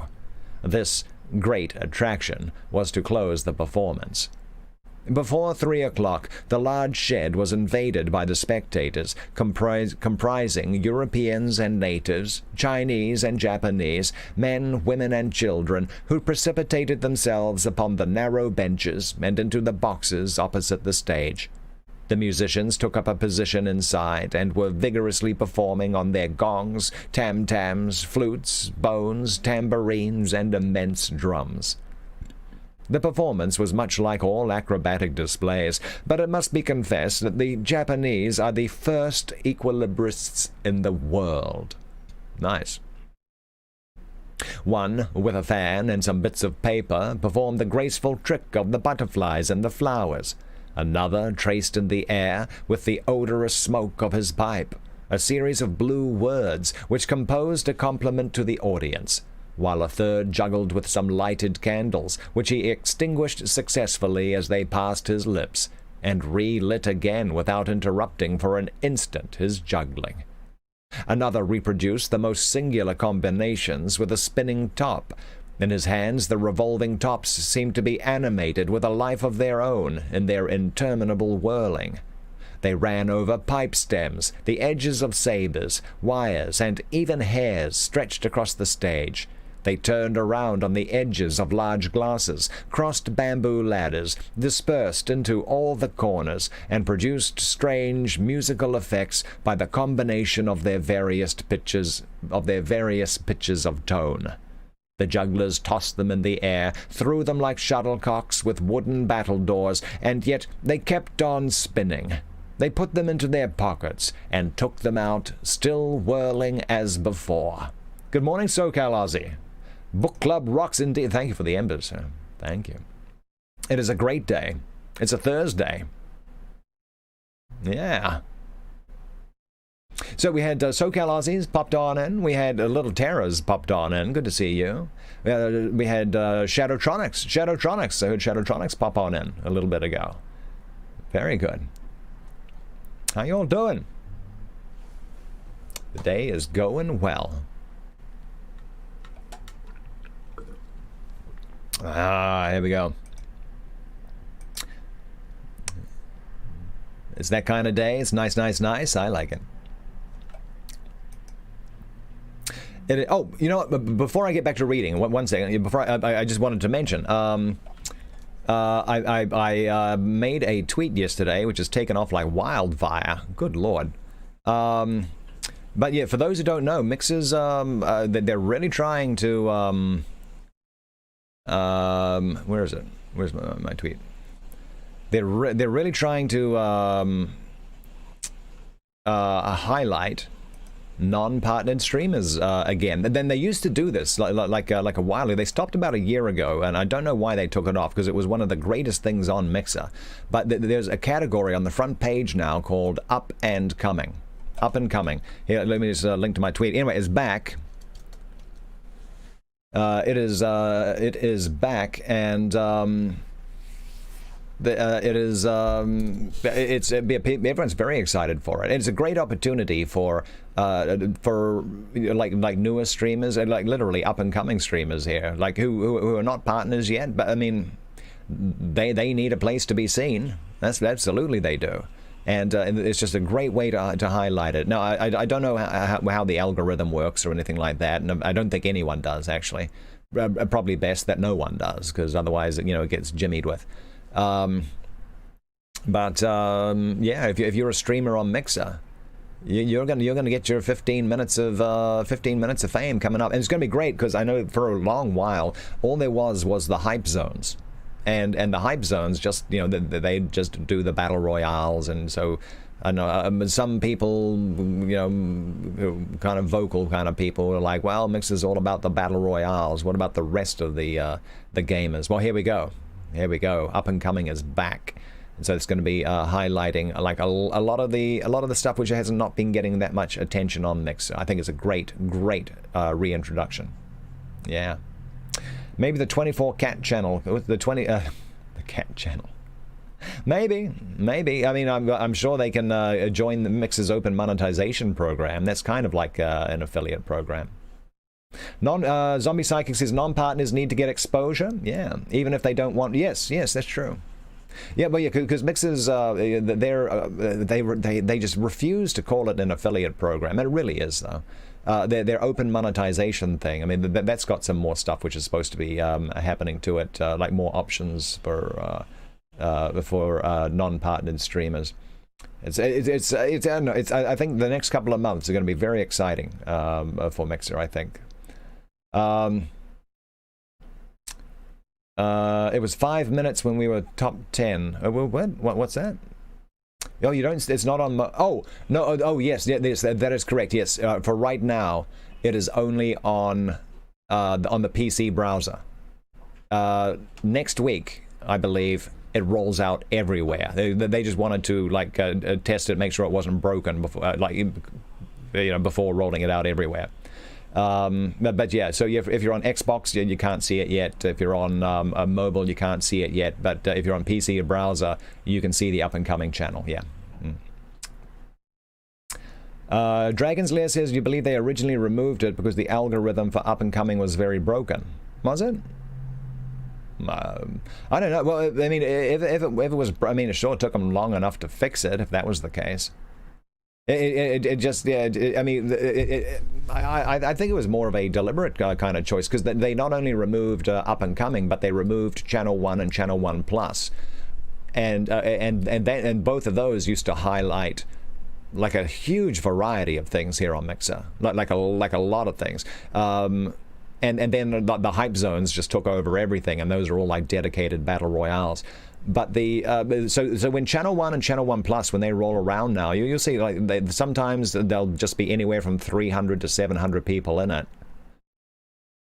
because no one knows about it who recently joins Mixer. It used to be like have a row on the front page, you could get like 3,000, 5,000 people. You used to come on through with Channel 1, and it was a big raucous time. But ever since they removed it from the front page, right about the same time that Up and Coming went, like, I mean, yeah, I mean, the numbers on it just keep dwindling because no one knows about it unless they actually have a direct link to it. Yeah. Alrighty, did I Oh, but yeah, I know, but that's what I'm saying, Dragons. Yeah, I know it's still there. They were here like a half hour ago. But the numbers used to be a lot bigger because everyone used to be able to go on the front page, see it, and be like, oh, what's this? and then just then get carried through. But now the only people who are exposed to it, who are new to the stream, is you either have to know the direct URL or happen to be in a stream when channel 1 rolls on through, and the odds of you being in that particular stream at any one given time are pretty low, so that it's just atrophied. It's just atrophied. Yeah. Yeah, well, I recall, 3,000 to 5,000 people, and channel 1 plus was always a little smaller because the 18 plus thing on it there. Yeah. What little says Mixer is Mixer against Twitch? The Mixer is much smaller than Twitch. Yeah, but it is kind of good that Mixer's been rolling out these just streamer in general improvements. I think is great. I think it's great. Okay. There we go. I kind of got a little sidetracked there, a little bit of waffling.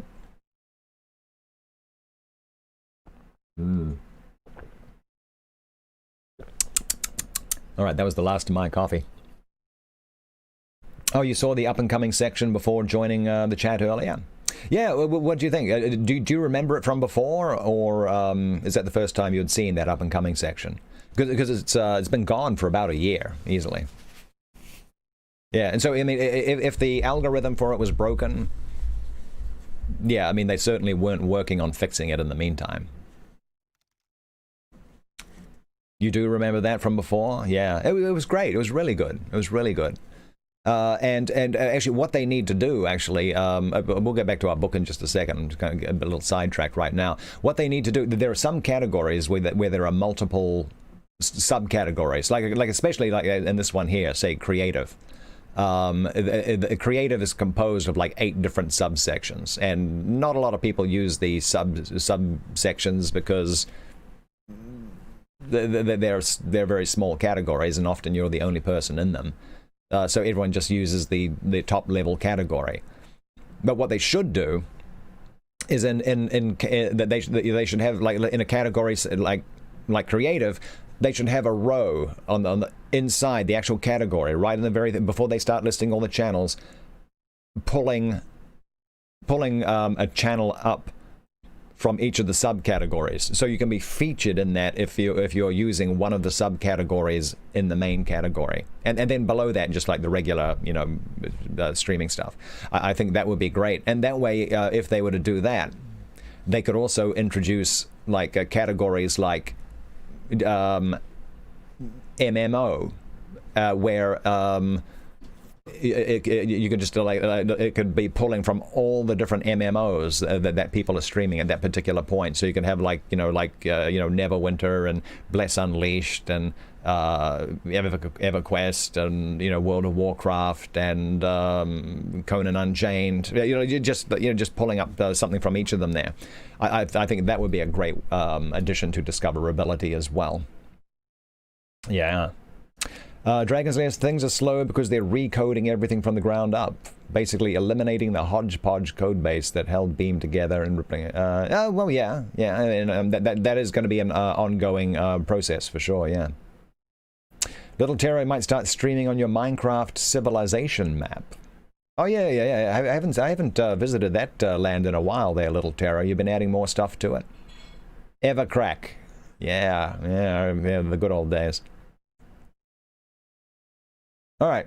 Okay, let's get back to our book. Okay, I've been distracted long enough. We got some reading to do. That's right. Okay, so he's going to earn his way, Passepartout's going to earn his way across the Pacific by being a circus juggler. Nice. There we go. Oh, the old one's gone? Okay, all right. It is useless to describe the astonishing performances of the acrobats and gymnasts. The turning on ladders, poles, balls, barrels, etc. was executed with wonderful precision. But the principal attraction was the exhibition of the long noses, a show to which Europe is as yet a stranger. The long noses form a peculiar company, under the direct patronage of the god Tingu. Attired after the fashion of the Middle Ages, they bore upon their shoulders a splendid pair of wings, but what especially distinguished them was the long noses which were fastened to their faces, and the uses which they made of them. These noses were made of bamboo, and were 5, 6, and even 10 feet long, some straight, others curved, some ribboned, and some having imitation warts upon them. It was upon these appendages, fixed tightly on their real noses, that they performed their gymnastic exercises. A dozen of these sectaries of Tingu lay flat upon their backs, while others, dressed to represent lightning rods, came and frolicked on their noses, jumping from one to the other, and performing the most skilful leaping and somersaults. As a last scene, a human pyramid had been announced in which 50 long noses were to represent the car of Juggernaut. Oh, wow. Let me just look that up real fast. The car of Juggernaut. Yeah, okay, no, there's, I'm just thinking about that Nightfall area in Phantasy Star. They have the car of Juggernaut. Okay, there's an India one. Yeah, I'm going to save that page and look it up. I thought maybe it might have been related to that, because they have these weird car things in it. It's kind of weird. Okay, let's get back to it. Little Terra's out of here for a while. Okay, have a great day there, Little Terra. Have a great day. But instead of forming a pyramid by mounting each other's shoulders, the artists were to group themselves on top of the noses.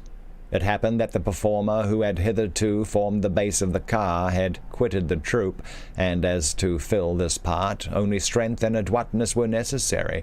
Passepartout had been chosen to take his place. The poor fellow really felt sad when, melancholy reminiscence of his youth, he donned his costume, adorned with vari-colored wings, and fastened to his natural feature a false nose 6 feet long. But he cheered up when he thought that this nose was winning him something to eat. He went upon the stage and took his place beside the rest, who were to compose the base of the car of Juggernaut. They all stretched themselves on the floor, their noses pointing to the ceiling. A second group of artists disposed themselves on these long appendages, then a third above these, and then a fourth, until a human monument reaching to the very cornices of the theatre soon rose on top of the noses.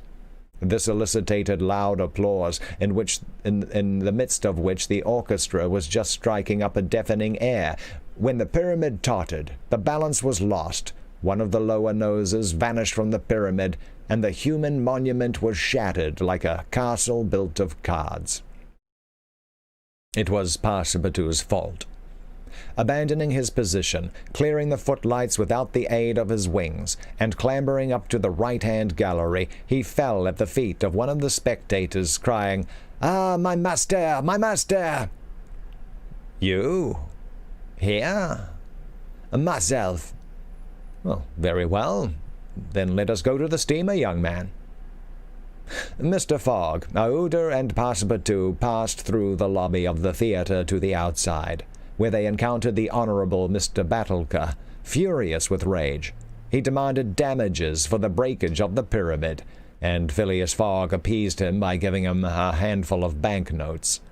At 6:30, the very hour of departure, Mr. Fogg and Aouda, followed by Passepartout, who in his hurry had retained his wings and nose 6 feet long, stepped upon the American steamer. There we go. What's up there, Pipsy? What's going on? Alrighty. Okay, so we got time for another. Oh yeah, we got time for another chapter, maybe two. Very cool. Very cool. But what a day. Alrighty. Man, you know, I could go for another cup of coffee, but I don't want to, Yeah, no, I probably shouldn't. I've had enough for the day. Go. Good morning, Skip. Skip is here. What is up? Yeah, how's the, well, it's the evening where you are. 7:38. Good Lord. The day is ticking on by. Going on by. You're all good. Well, that's cool. I like that new avatar. Is that a new one? The one with the Union Jack on it? It's not new. You've had that a while. Okay, maybe I just have not been noticing these things, I guess. I don't know. I don't know, man. I don't know. It's okay. Okay, let me switch on over there. All right. Where are we at? Let's continue. Let's continue with our book. Oh, there we go. I got a bunch of stuff happening. Good Lord, the notifications don't stop on Twitter. Good Lord. Where are we at? Okay, let's do it. Back to our book. I've even told you before that I like it. Wow, there we go. Old man Carrington. Good Lord. Chapter 24, during which Mr. Fogg and party crossed the Pacific Ocean. What happened when the pilot boat came in sight of Shanghai will be easily guessed. The signals made by the Tankadere had been seen by the captain of the Yokohama steamer, who, espying the flag at half-mast, had directed his course towards the little craft. Phileas Fogg, after paying the stipulated price of his passage to John Bunsby, and rewarding that worthy with the additional sum of £550, ascended the steamer with Aouda and Fix, and they started at once for Nagasaki and Yokohama. They reached their destination on the morning of the 14th of November. Phileas Fogg lost no time in going on board the Carnatic, where he learned to Aouda's great delight, and perhaps to his own, though he betrayed no emotion, that Passepartout, a Frenchman, had really arrived on her the day before. The San Francisco steamer was announced to leave that very evening, and it became necessary to find Passepartout, if possible, without delay. Mr. Fogg applied in vain to the French and English consuls, and after wandering through the streets a long time, began to despair of finding his missing servant. Chance, or perhaps a kind of presentiment, at last led him into the Honourable Mr. Battlecar's theatre. He certainly would not have recognized Passepartout in the eccentric Mountebank's costume, but the latter, lying on his back, perceived his master in the gallery. He could not help starting, which so changed the position of his nose as to bring the pyramid pell-mell upon the stage. All this Passepartout learned from Aouda, who recounted to him what had taken place on the voyage from Hong Kong to Shanghai on the Tankadere, in company with one Mr. Fix. Passepartout did not change countenance on hearing this name. He thought that the time had not yet arrived to divulge to his master what had taken place between the detective and himself. That is such a bad error in judgment.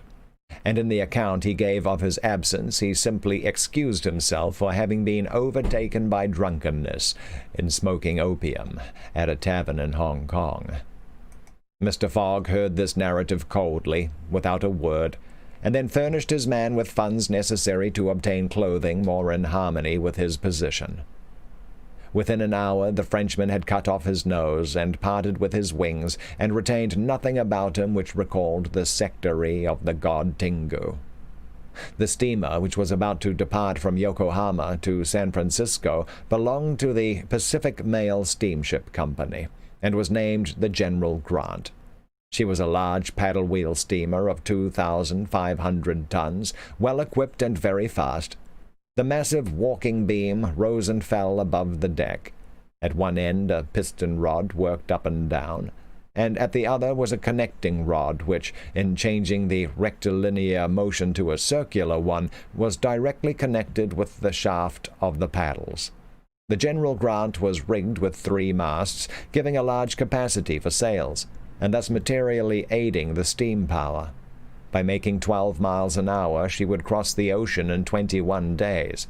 Phileas Fogg was therefore justified in hoping that he would reach San Francisco by the 2nd of December, New York by the 11th, and London on the 20th, thus gaining several hours on the fateful date of the 21st of December.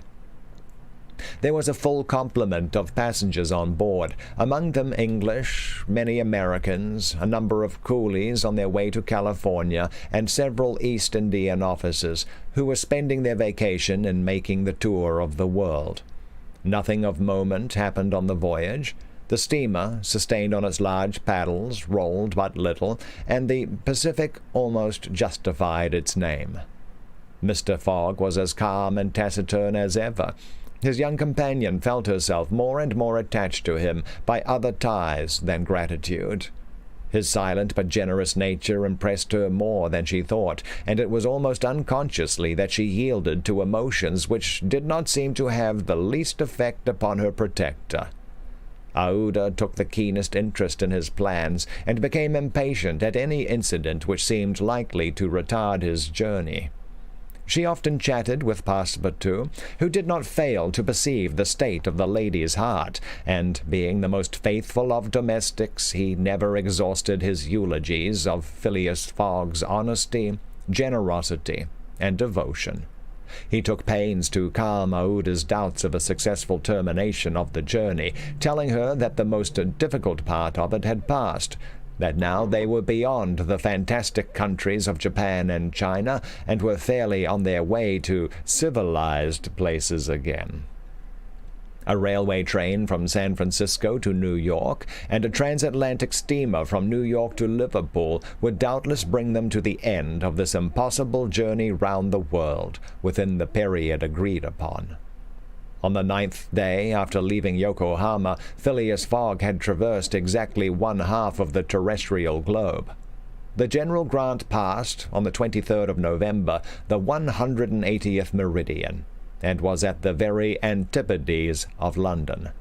Mr. Fogg had, it is true, exhausted 52 of the 80 days in which he was to complete the tour, and there were only 28 left. Was only halfway by the difference of meridians. He had really gone over 2/3 of the whole journey, for he had been obliged to make long circuits from London to Aden, from Aden to Bombay, from Calcutta to Singapore, and from Singapore to Yokohama.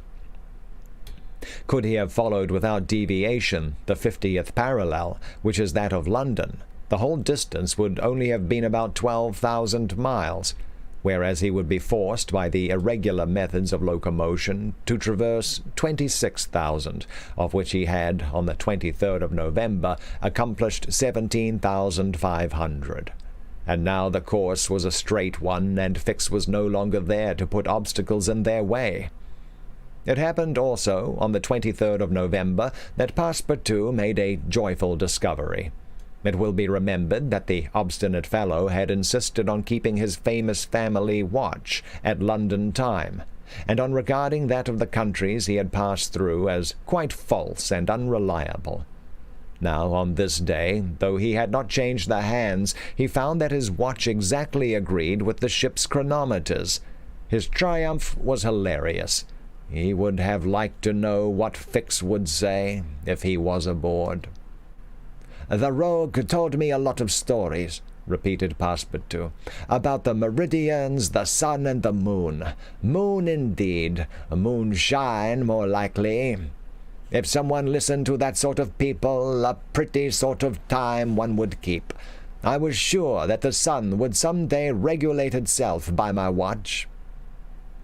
Passepartout was ignorant that if the face of his watch had been divided into 24 hours, like the Italian clocks, he would have no reason for exultation, for the hands of his watch would then, instead of now indicating 9 o'clock in the morning, indicate 9 o'clock in the evening. That is, the 21st hour after midnight, precisely the difference between London time and that of the 180th meridian. But if Fix had been able to explain this purely physical effect, Passepartout would not have admitted, even if he had comprehended it. Moreover, if the detective had been on board at that moment, Passepartout would have joined issue with him on quite a different subject, and in an entirely different manner. Where was Fix at that moment? He was actually on board the General Grant. On reaching Yokohama, the detective, leaving Mr. Fogg, whom he expected to meet again during the day, had repaired at once to the English consulate, where he at last found the warrant of arrest. It had followed him from Bombay, and had come by the Carnatic, on which steamer he himself was supposed to be. Fix's disappointment may be imagined when he reflected that the warrant was now useless. Mr. Fogg had left English ground, and it was now necessary to procure his extradition. "Well," thought Fix, after a moment of anger, "my warrant is not good here, but it will be in England. The rogue evidently intends to return to his own country, thinking he's thrown the police off his track. Good. I will follow him across the Atlantic. As for the money, heaven grant there may be some left. But the fellow is already spent in travelling, rewards, trials, bail, elephants, and all sorts of charges, more than £5,000. Yet, after all, the bank is rich." His course decided on, he went on board the General Grant, and was there when Mr. Fogg and Oda arrived. To his utter amazement, he recognized Passepartout, despite his theatrical disguise. He quickly concealed himself in his cabin, to avoid an awkward explanation, and hoped, thanks to the number of passengers, to remain unperceived by Mr. Fogg's servant. On that very day, however, he met Passepartout face to face on the forward deck. The latter, without a word, made a rush for him, grasped him by the throat, and much to the amusement of a group of Americans, who immediately began to bet on him, administered to the detective a perfect volley of blows, which proved the great superiority of French over English pugilistic skill. When Passepartout had finished, he found himself relieved and comforted. Fix got up in a somewhat rumpled condition, and, looking at his adversary, coldly said, "Have you done?" "For this time, yes." "Then let me have a word with you." "But in your master's interests." Man, this Passepartout, terrible judge of character. Passepartout seemed to be vanquished by Fix's coolness, for he quietly followed him, and they sat down aside from the rest of the passengers. "You've given me a good thrashing," said Fix. "Good. I expected it. Now, listen to me. Up to this time I've been Mr. Fogg's adversary. I am now in his game." "Aha!" cried Passepartout. "You aren't convinced he is an honest man?" "No," replied Fix coldly. "I think him a rascal. Shh, don't budge, and let me speak. As long as Mr. Fogg was on English ground, it was for my interest to detain him there until my warrant of arrest arrived. I did everything I could to keep him back. I sent the Bombay priests after him, I got you intoxicated at Hong Kong, I separated you from him, and I made him miss the Yokohama steamer." Passepartout listened with closed fists. "Now," resumed Fix, "Mr. Fogg seems to be going back to England. Well, I will follow him there, but hereafter I will do as much to keep obstacles out of his way as I've done up to this time to put them in his path. I've changed my game, you see, and simply because it was for my interest to change it. Your interest is the same as mine, for it is only in England that you will ascertain whether you are in the service of a criminal or an honest man." Passepartout listened very attentively to Fix, and was convinced that he spoke with entire good faith. "Are we friends?" asked the detective. "Friends? No," replied Passepartout, "but allies, perhaps. At the least sign of treason, however, I'll twist your neck for you." "Agreed," said the detective quietly. 11 days later, on the 3rd of December, the General Grant entered the Bay of the Golden Gate, and reached San Francisco. Mr. Fogg had neither gained nor lost a single day. Yeah. All right. Okay. Well, I tell you what, that's as far as we're going with Around the World in 80 Days today. Made some, we made some good progress. Passepartout's back on board. I tell you what, though, this dude is dumb as a bunch of rocks if he thinks he can still get along with Detective Fix here. It's terrible. Man. Okay, let's, I hit the wrong button there. Okay. Yeah, okay, so tell you what, yeah, we're gonna, that's as well, like I said, that's as far as we're going with, this one, with, Around the World in 80 Days, but we still got time for a short story. Let me just pull something up real fast. Let me change our scene. Do. Blip. Library. You like the short stories, says Jelly Buns? Yeah, let's see what we got.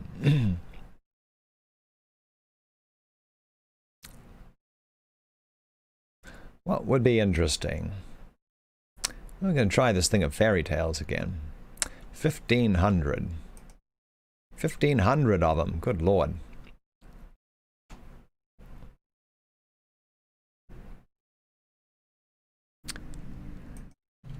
I've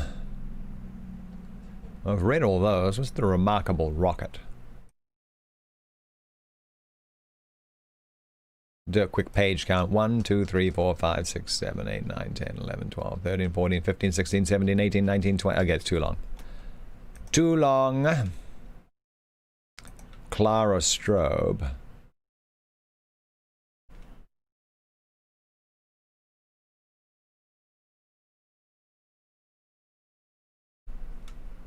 The Skalunda Giant. 1, 2, 3, 4. 1, 2, 3, 4, 5.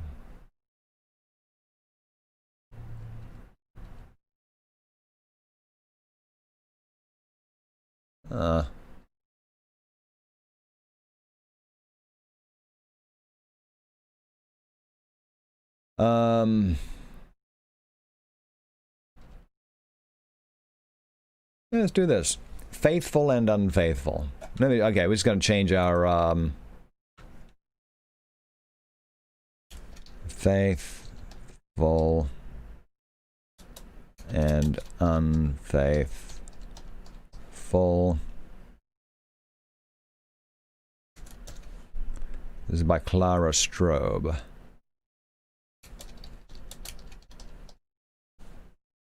Let me just double check that's how you spell it.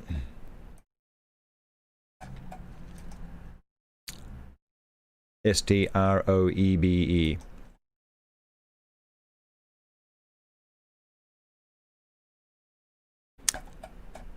Clara Strobe.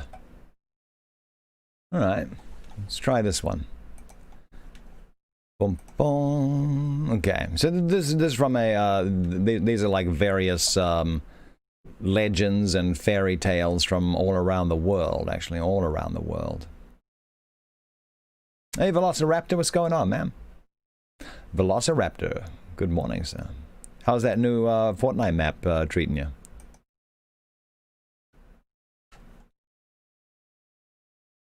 Dunno, we'll have to get an update on that. There we go. Looking for that. There we go. No, that's the wrong one. You ever seen the movie Waterworld? Yeah, with Kevin Costner. Yeah. I thought the movie was pretty good. Where's my restream chat? There it is, restream chat. Yeah, it didn't do well at the box office. I mean, it still came out ahead, but they had disaster after disaster on that one. Yeah, actually, same with that recent Mad Max Fury Road movie. I mean, that was just plagued with disaster, except that one actually made a lot of money up front. Yeah, actually, up until just actually, maybe it's still there. Yeah, one of the attractions at Universal Studios is like the Waterworld event. Great stunt work on it. It's like one of those live shows that they put on. It's like with the jet skis and like people falling off of things. It ends with this big, massive plane like rocketing overhead and splashing down. It's great, a lot of fun. Waterworld. Yeah. Up the game just looked like that. A Mad Max on water with yeah. Yeah, it's. I mean, it's a good movie. I mean, it had huge cost overruns, and I mean, like their original set floating on the ocean, like literally sank, and they had to like rebuild everything. But I mean, like that Mad Max movie had a ton of problems when they were filming that as well. There we go. Yeah, but yeah, it's a fun movie. Yeah, I haven't seen it since it came out though, actually. But yeah, it was pretty good. I liked it. I mean, but yeah, it was a very Mad Maxy kind of movie. What was the name of the other guy in it? I forget. He's a very famous actor as well. Spacing on his name. Kevin Costner. The bad guy was. He was the same bad guy from Speed. Robert Duvall. I think it was Robert Duvall. The Fortnite game is the Fortnite game is like that. The whole island is underwater, but when season progresses, the water goes down, revealing the island. When the season progresses, so everything's all underwater right now. I might have to load that in tonight just to take a look.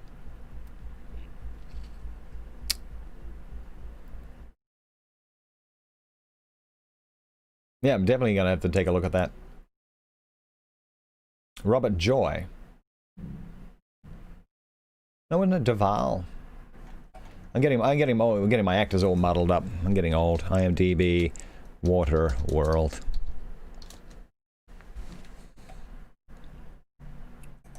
Cast and crew.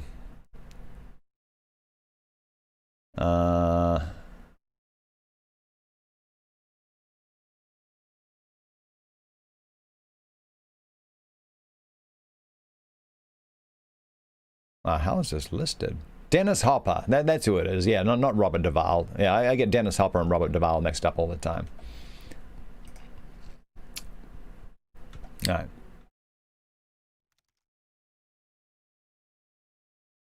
Many of the houses are floating on a raft. Okay, yeah, well, okay, that sounds cool. Actually, I'll have to check that out tonight. Actually, I think I will. Yeah, okay. So are you liking it as well there, Risk Taker? It's a pretty decent update. I thought they were going to have the big update on Monday, so I actually logged in on Monday, but there was nothing on it, so... Yeah, so tell you what, after tonight's raid on Phantasy Star, yeah, I'm gonna load up Fortnite, take a little look around. Yeah. But like Waterworld, there are man-made cities made of scrap and random loot. Oh, random looters come from this. Like AI? You mean AI random looters? There's even an Easter egg where there's a random ship named the Main Charter. So is it actually like an official Waterworld thing, or more like a nod to Waterworld?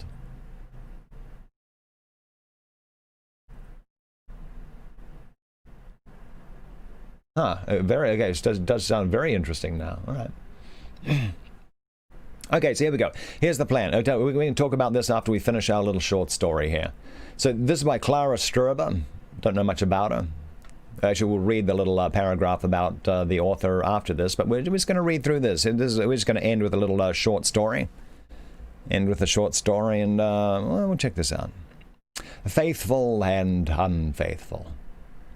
Once upon a time, there was a couple of humble cottagers who had no children, until at last the man's wife was blessed with a boy, which made both of them very happy. They named him Faithful, and when he was christened, a huldra came to the hut. What's a huldra? No definition found. Seated herself beside the child's cradle, and foretold that he would meet with good fortune. "What's more," she said, "when he is 15 years of age, I will make him a present of a horse with many rare qualities, a horse that has the gift of speech." And with that the huldra turned and went away. The boy grew up and became strong and powerful, and when he had passed his 15th year, a strange old man came up to their hut one day, knocked, and said that the horse he was leading had been sent by his queen, and that henceforward it was to belong to Faithful, as she had promised. Then the ancient man departed, but the beautiful horse was admired by all, and Faithful learned to love it more with every passing day. At length he grew weary of home. "I must go away and try my fortune in the world," said he. And his parents did not like to object, for there was not much to wish for at home. So he led his dear horse from the stable, swung himself into the saddle, and rode hurriedly into the wood. He rode on, and had already covered a good bit of ground, when he saw 2 lions engaged in a struggle with a tiger, and they were well nigh overcome. "Make haste to take your bow," said the horse. "Shoot the tiger and deliver the 2 lions." "Yes, that's what I'll do," said the youth, fitted an arrow to the bowstring, and in a moment the tiger lay prone on the ground. The 2 lions drew nearer, nuzzled their preserver in a friendly and grateful manner, and then hastened back to their cave. That was indeed a saucy witch being a queen, apparently. Faithful now rode along for a long time among the great trees until he suddenly spied 2 terrified white doves fleeing from a hawk who was on the point of catching them. "Make haste to take your bow," said the horse. "Shoot the hawk and save the 2 doves." "Yes, that's what I'll do," said the youth. He fitted an arrow to the bowstring, and in a moment the hawk lay prone on the ground. But the 2 doves flew nearer, fluttered about their deliverer in a tame and grateful manner, and then hurried back to their nest. The youth pressed on through the wood, and by now was far, far from home, but his horse did not tire easily, and ran on with him until they came to a great lake. There he saw a gull rise up from the water, holding a pike in its claws. "Make haste to take your bow," said the horse. "Shoot the gull and save the pike." "Yes, that's what I'll do," answered the youth, fitted an arrow to his bowstring, and in a moment the gull was threshing the ground with its wings, mortally wounded. But the pike, who had been saved, swam nearer, gave his deliverer a friendly, grateful glance, and then dove down to join his fellows beneath the waves. Faithful rode on again, and before evening came to a great castle. He had once had himself announced to the king, and begged that the latter would take him into his service. "What kind of place do you want?" asked the king, who was inclined to look with favor on the bold horseman. "I should like to be a groom," was Faithful's answer. "But first of all I must have stable room and fodder for my horse." "That you shall have," said the king. And the youth was taken on as a groom, and served so long and so well that everyone in the castle liked him, and the king in particular praised him highly. But among the other servitors was one named Unfaithful, who was jealous of Faithful, and did what he could to harm him, for he thought to himself, "Then I would be rid of him, and need not see him continue to rise in my lord's favor." Now it happened that the king was very sad, for he had lost his queen, whom a troll had stolen from the castle. It is true that the queen had not taken pleasure in the king's society, and that she did not love him. Still, the king longed for her greatly, and often spoke of it to Unfaithful, his servant. So one day Unfaithful said, "My lord need distress himself no longer, for Faithful has been boasting to me that he could rescue your beautiful queen from the hands of the troll." "If he has done so," replied the king, "then he must keep his word." He straightway ordered Faithful to be brought before him, and threatened him with death if he did not at once hurry into the hill and bring back his wife, of whom he had been robbed. If he were successful, great honor should be his reward. In vain Faithful denied what Unfaithful had said to him. The king stuck to his demand, and the youth withdrew, convinced that he had not long to live. Then he went to the stable to bid farewell to his beautiful horse, and stood beside him and wept. "What grieves you so?" asked the horse. Then the youth told him of all that had happened, and said that this was probably the last time he would be able to visit him. "If it be no more than that," said the horse, "there is a good way to help you. Up in the garret of the castle there's an old fiddle. Take it with you and play it when you come to the place where the queen is kept, and fashion for yourself armor of steel wire, and set knives into it everywhere, and then, when you see the troll open its jaws, descend into its maw, and thus slay him. But you must have no fear, and must trust me to show you the way."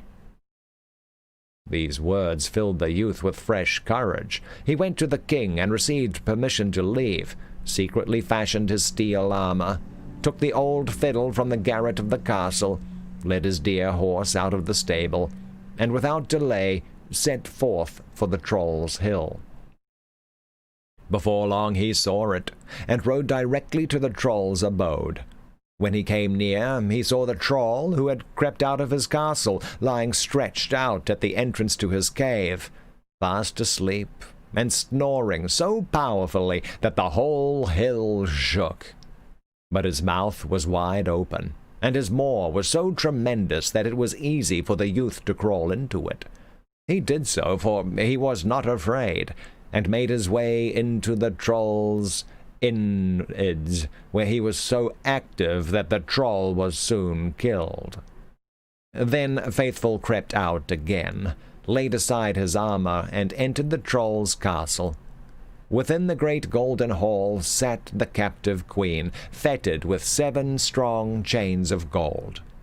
Faithful could not break the strong chains, but he took up his fiddle and played such tender music on it that the golden chains were moved, and one after another fell from the queen, until she was able to rise and was free once more. She looked at the courageous youth with joy and gratitude, and felt very kindly toward him, because he was so handsome and courteous, and the queen was perfectly willing to return with him to the king's castle. The return of the queen gave rise to great joy, and Faithful received the promised reward from the king. But now the queen treated her husband with even less consideration than before. She would not exchange a word with him. She did not laugh, and locked herself up in her room with her gloomy thoughts. This greatly vexed the king, and one day he asked the queen why she was so sad.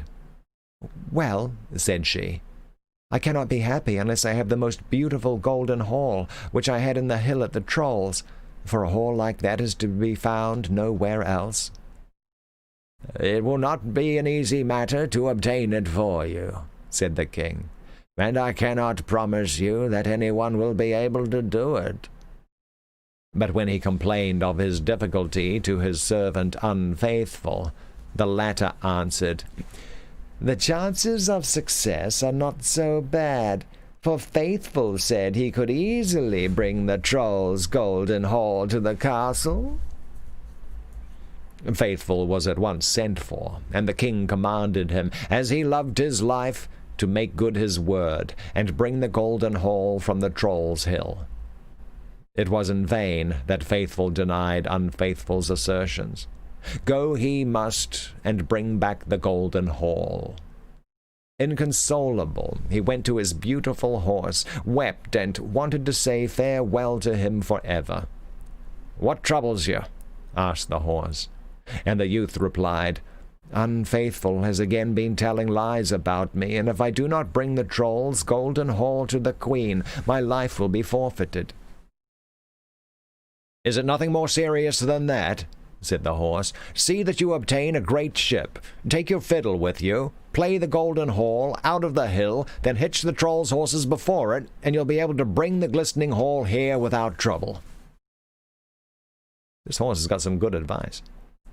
Then Faithful felt somewhat better, did as the horse had told him, and was successful in reaching the great hill. As he stood there playing the fiddle, the golden hall heard him, and was drawn to the sounding music, and it moved slowly, slowly, until it stood outside the hill. It was built of virgin gold, like a house by itself, and under it were many wheels. Then the youth took the Troll's horses, put them to the golden hall, and thus brought it aboard his ship. Soon he had crossed the lake, and brought it along safely so that it reached the castle without damage, to the great joy of the queen.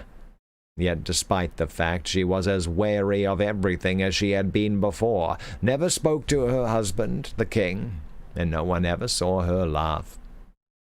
Now the king grew even more vexed than he had been, and again asked her why she seemed so sad.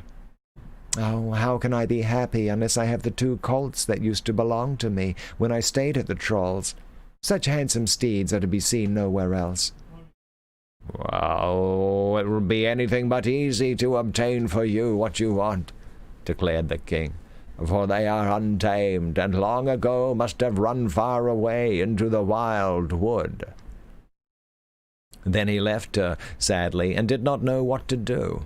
But Unfaithful said, "Oh, let my lord give himself no concern, for Faithful has declared he could easily secure both of the Troll's colts." Faithful was at once sent for, and the king threatened him with death if he did not show his powers in the matter of the colts. But should he succeed in catching them, then he would be rewarded. Now Faithful knew quite well that he could not hope to catch the Troll's wild colts, and he once more turned to the stable in order to bid farewell to the Huldre's gift. "Why do you weep over such a trifle?" said the horse. "Hurry to the wood, play your fiddle, and all will be well." Faithful did as he was told, and after a while the 2 lions whom he had rescued came leaping toward him, listened to his playing, and asked whether he was in distress. "Yes, indeed," said Faithful, and told them what he had to do. They at once ran back into the wood, one to one side and the other to the other, and returned quickly, driving the 2 colts before them. Then Faithful played his fiddle, and the colts followed him, so that he soon reached the king's castle in safety, and could deliver the steeds to the queen. The king now expected that his wife would be gay and happy, but she did not change. Never addressed a word to him, and only seemed a little less sad when she happened to speak to the daring youth. Yeah, he certainly is not getting any respect, that's for sure. Then the king asked her to tell him what she lacked and why she was so discontented. She answered, "I've secured the colts of the Troll, and I often sit in the glittering hall of gold, but I can open none of the handsome chests that are filled to the brim with my valuables, because I have no keys, and if I do not get the keys again, how can I be happy?" "And where may the keys be?" asked the king. "In the lake by the Troll's Hill, for that is where I threw them when Faithful brought me here." "Oh, this is a ticklish affair, this business of those keys you want," said the king, "and I can scarcely promise that you will ever see them again." In spite of this, however, he was willing to make an attempt, and talked it over with his servant Unfaithful. "Why, that is easily done," said the latter, "for Faithful boasted to me that he could get the queen's keys without any difficulty if he wished."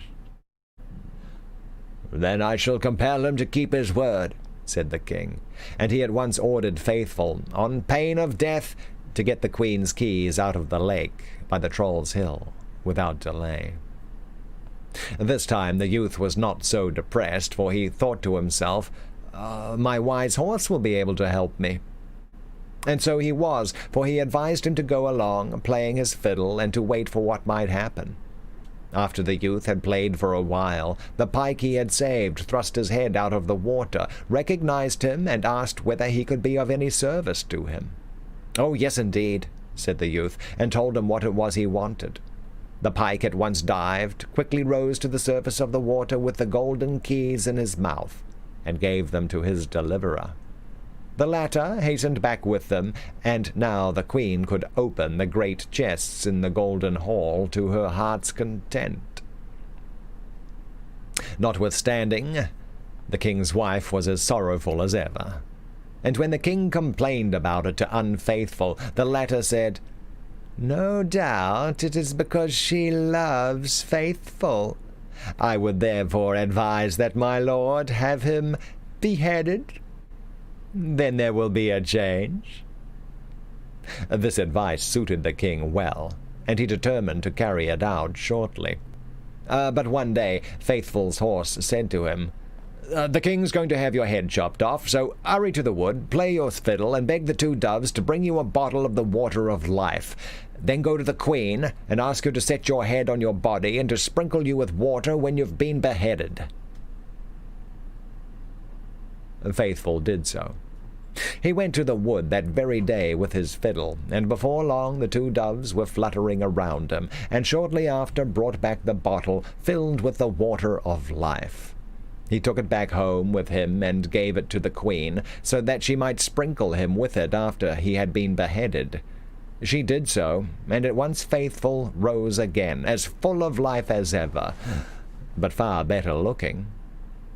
The king was astonished at what he had seen, and told the queen to cut off his own head, and then sprinkle him with the water.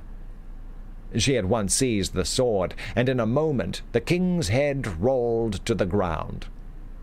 But she sprinkled none of the water of life upon it, and the king's body was quickly carried out and buried. Then the queen and Faithful celebrated their wedding with great pomp. But Unfaithful was banished from the land and went away in disgrace.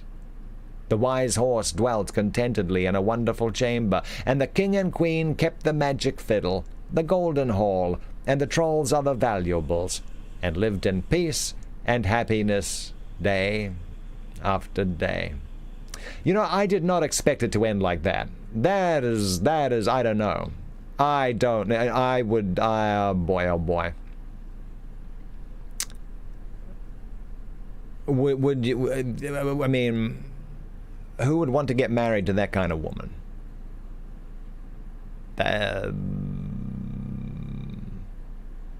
Man.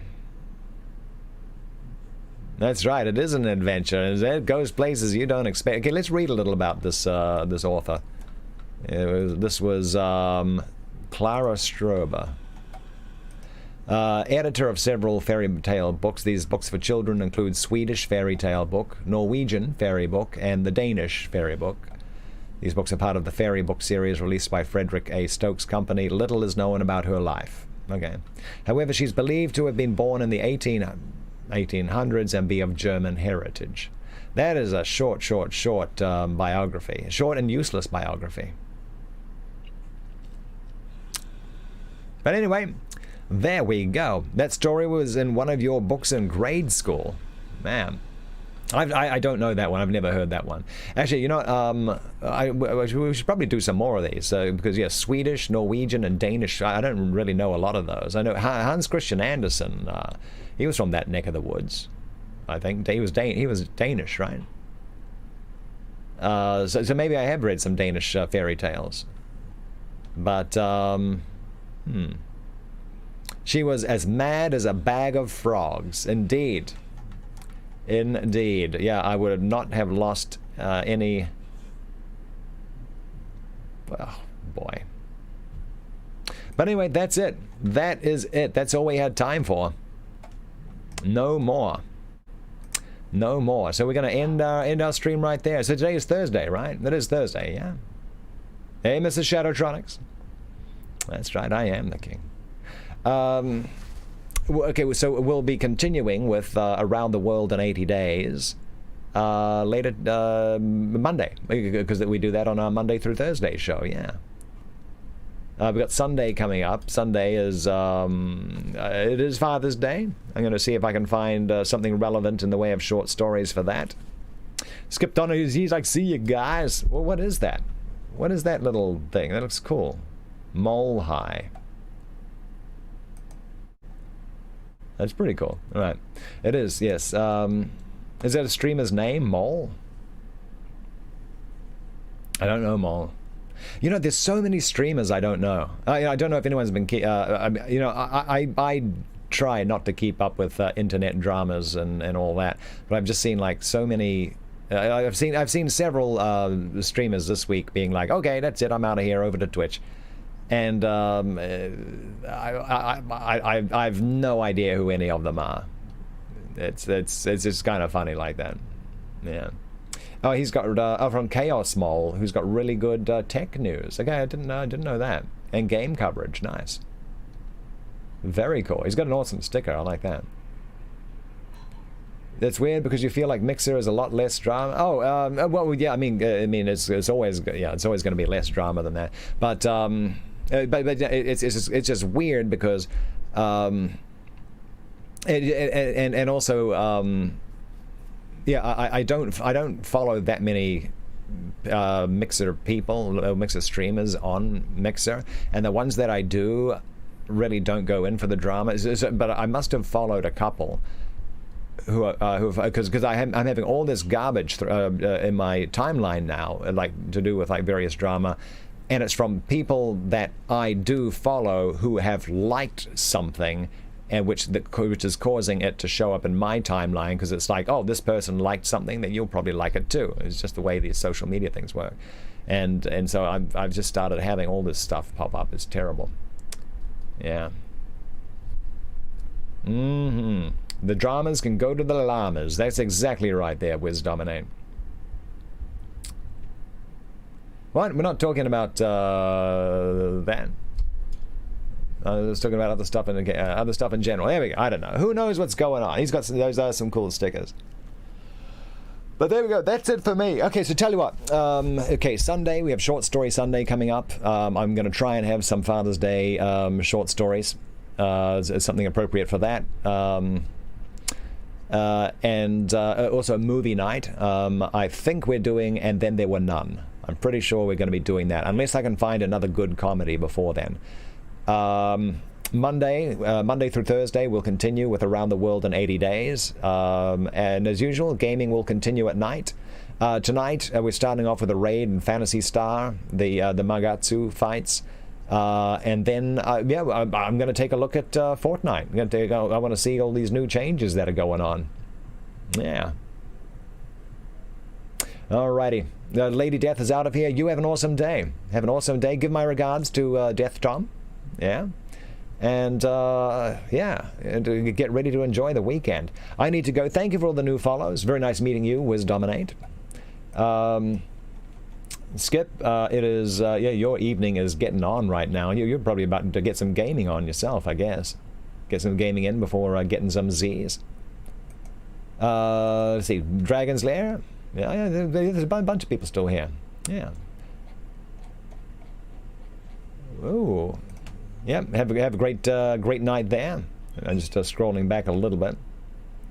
Let's see, it was Shadow, and Jelly Buns there. You have a great day. There's still a bit of a day to go. Tomorrow's Friday, the big hump day, and then it's all plain sailing from there through the weekend. Yeah. Yes, that was Jelly Buns. There was someone else recently. Who did I miss? Striped Sweater still hanging with us. There we go. Yeah. Okay, I'm going to find a family-friendly or teen-rated art stream to throw a host to. If you just give me 1 second there, we can take a little look at that with my categories. Creative. Just refresh this window. Something chill, and then we'll probably switch on over to Chilled Cat a little later. What do we got? Who's Cupcake Lady? Okay, let's check our ratings. Audience. Okay.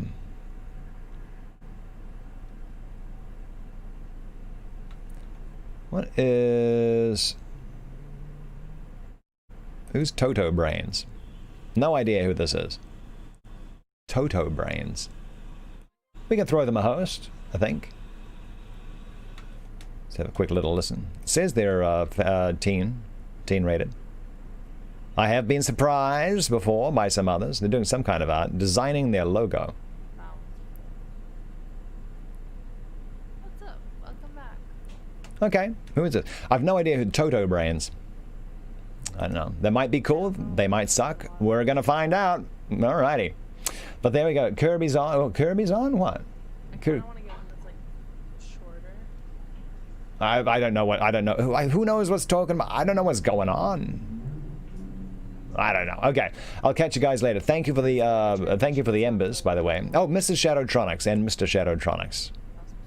Thank you. Easter once again. Thank you for the new follows, and all those hosts. Who? Kirby? Oh, Kirby Reeves. Yes, Kirby Reeves is on. We've already hosted him this week, though, so I'm spreading it around best I can. We're gonna find out. We're gonna find this new person. Yeah, Kirby Reeves has got a great show. Yeah, like doing his like minifig painting. Yeah, very cool. But anyway, so we're going to try Toto Brains. We'll give it a crack. See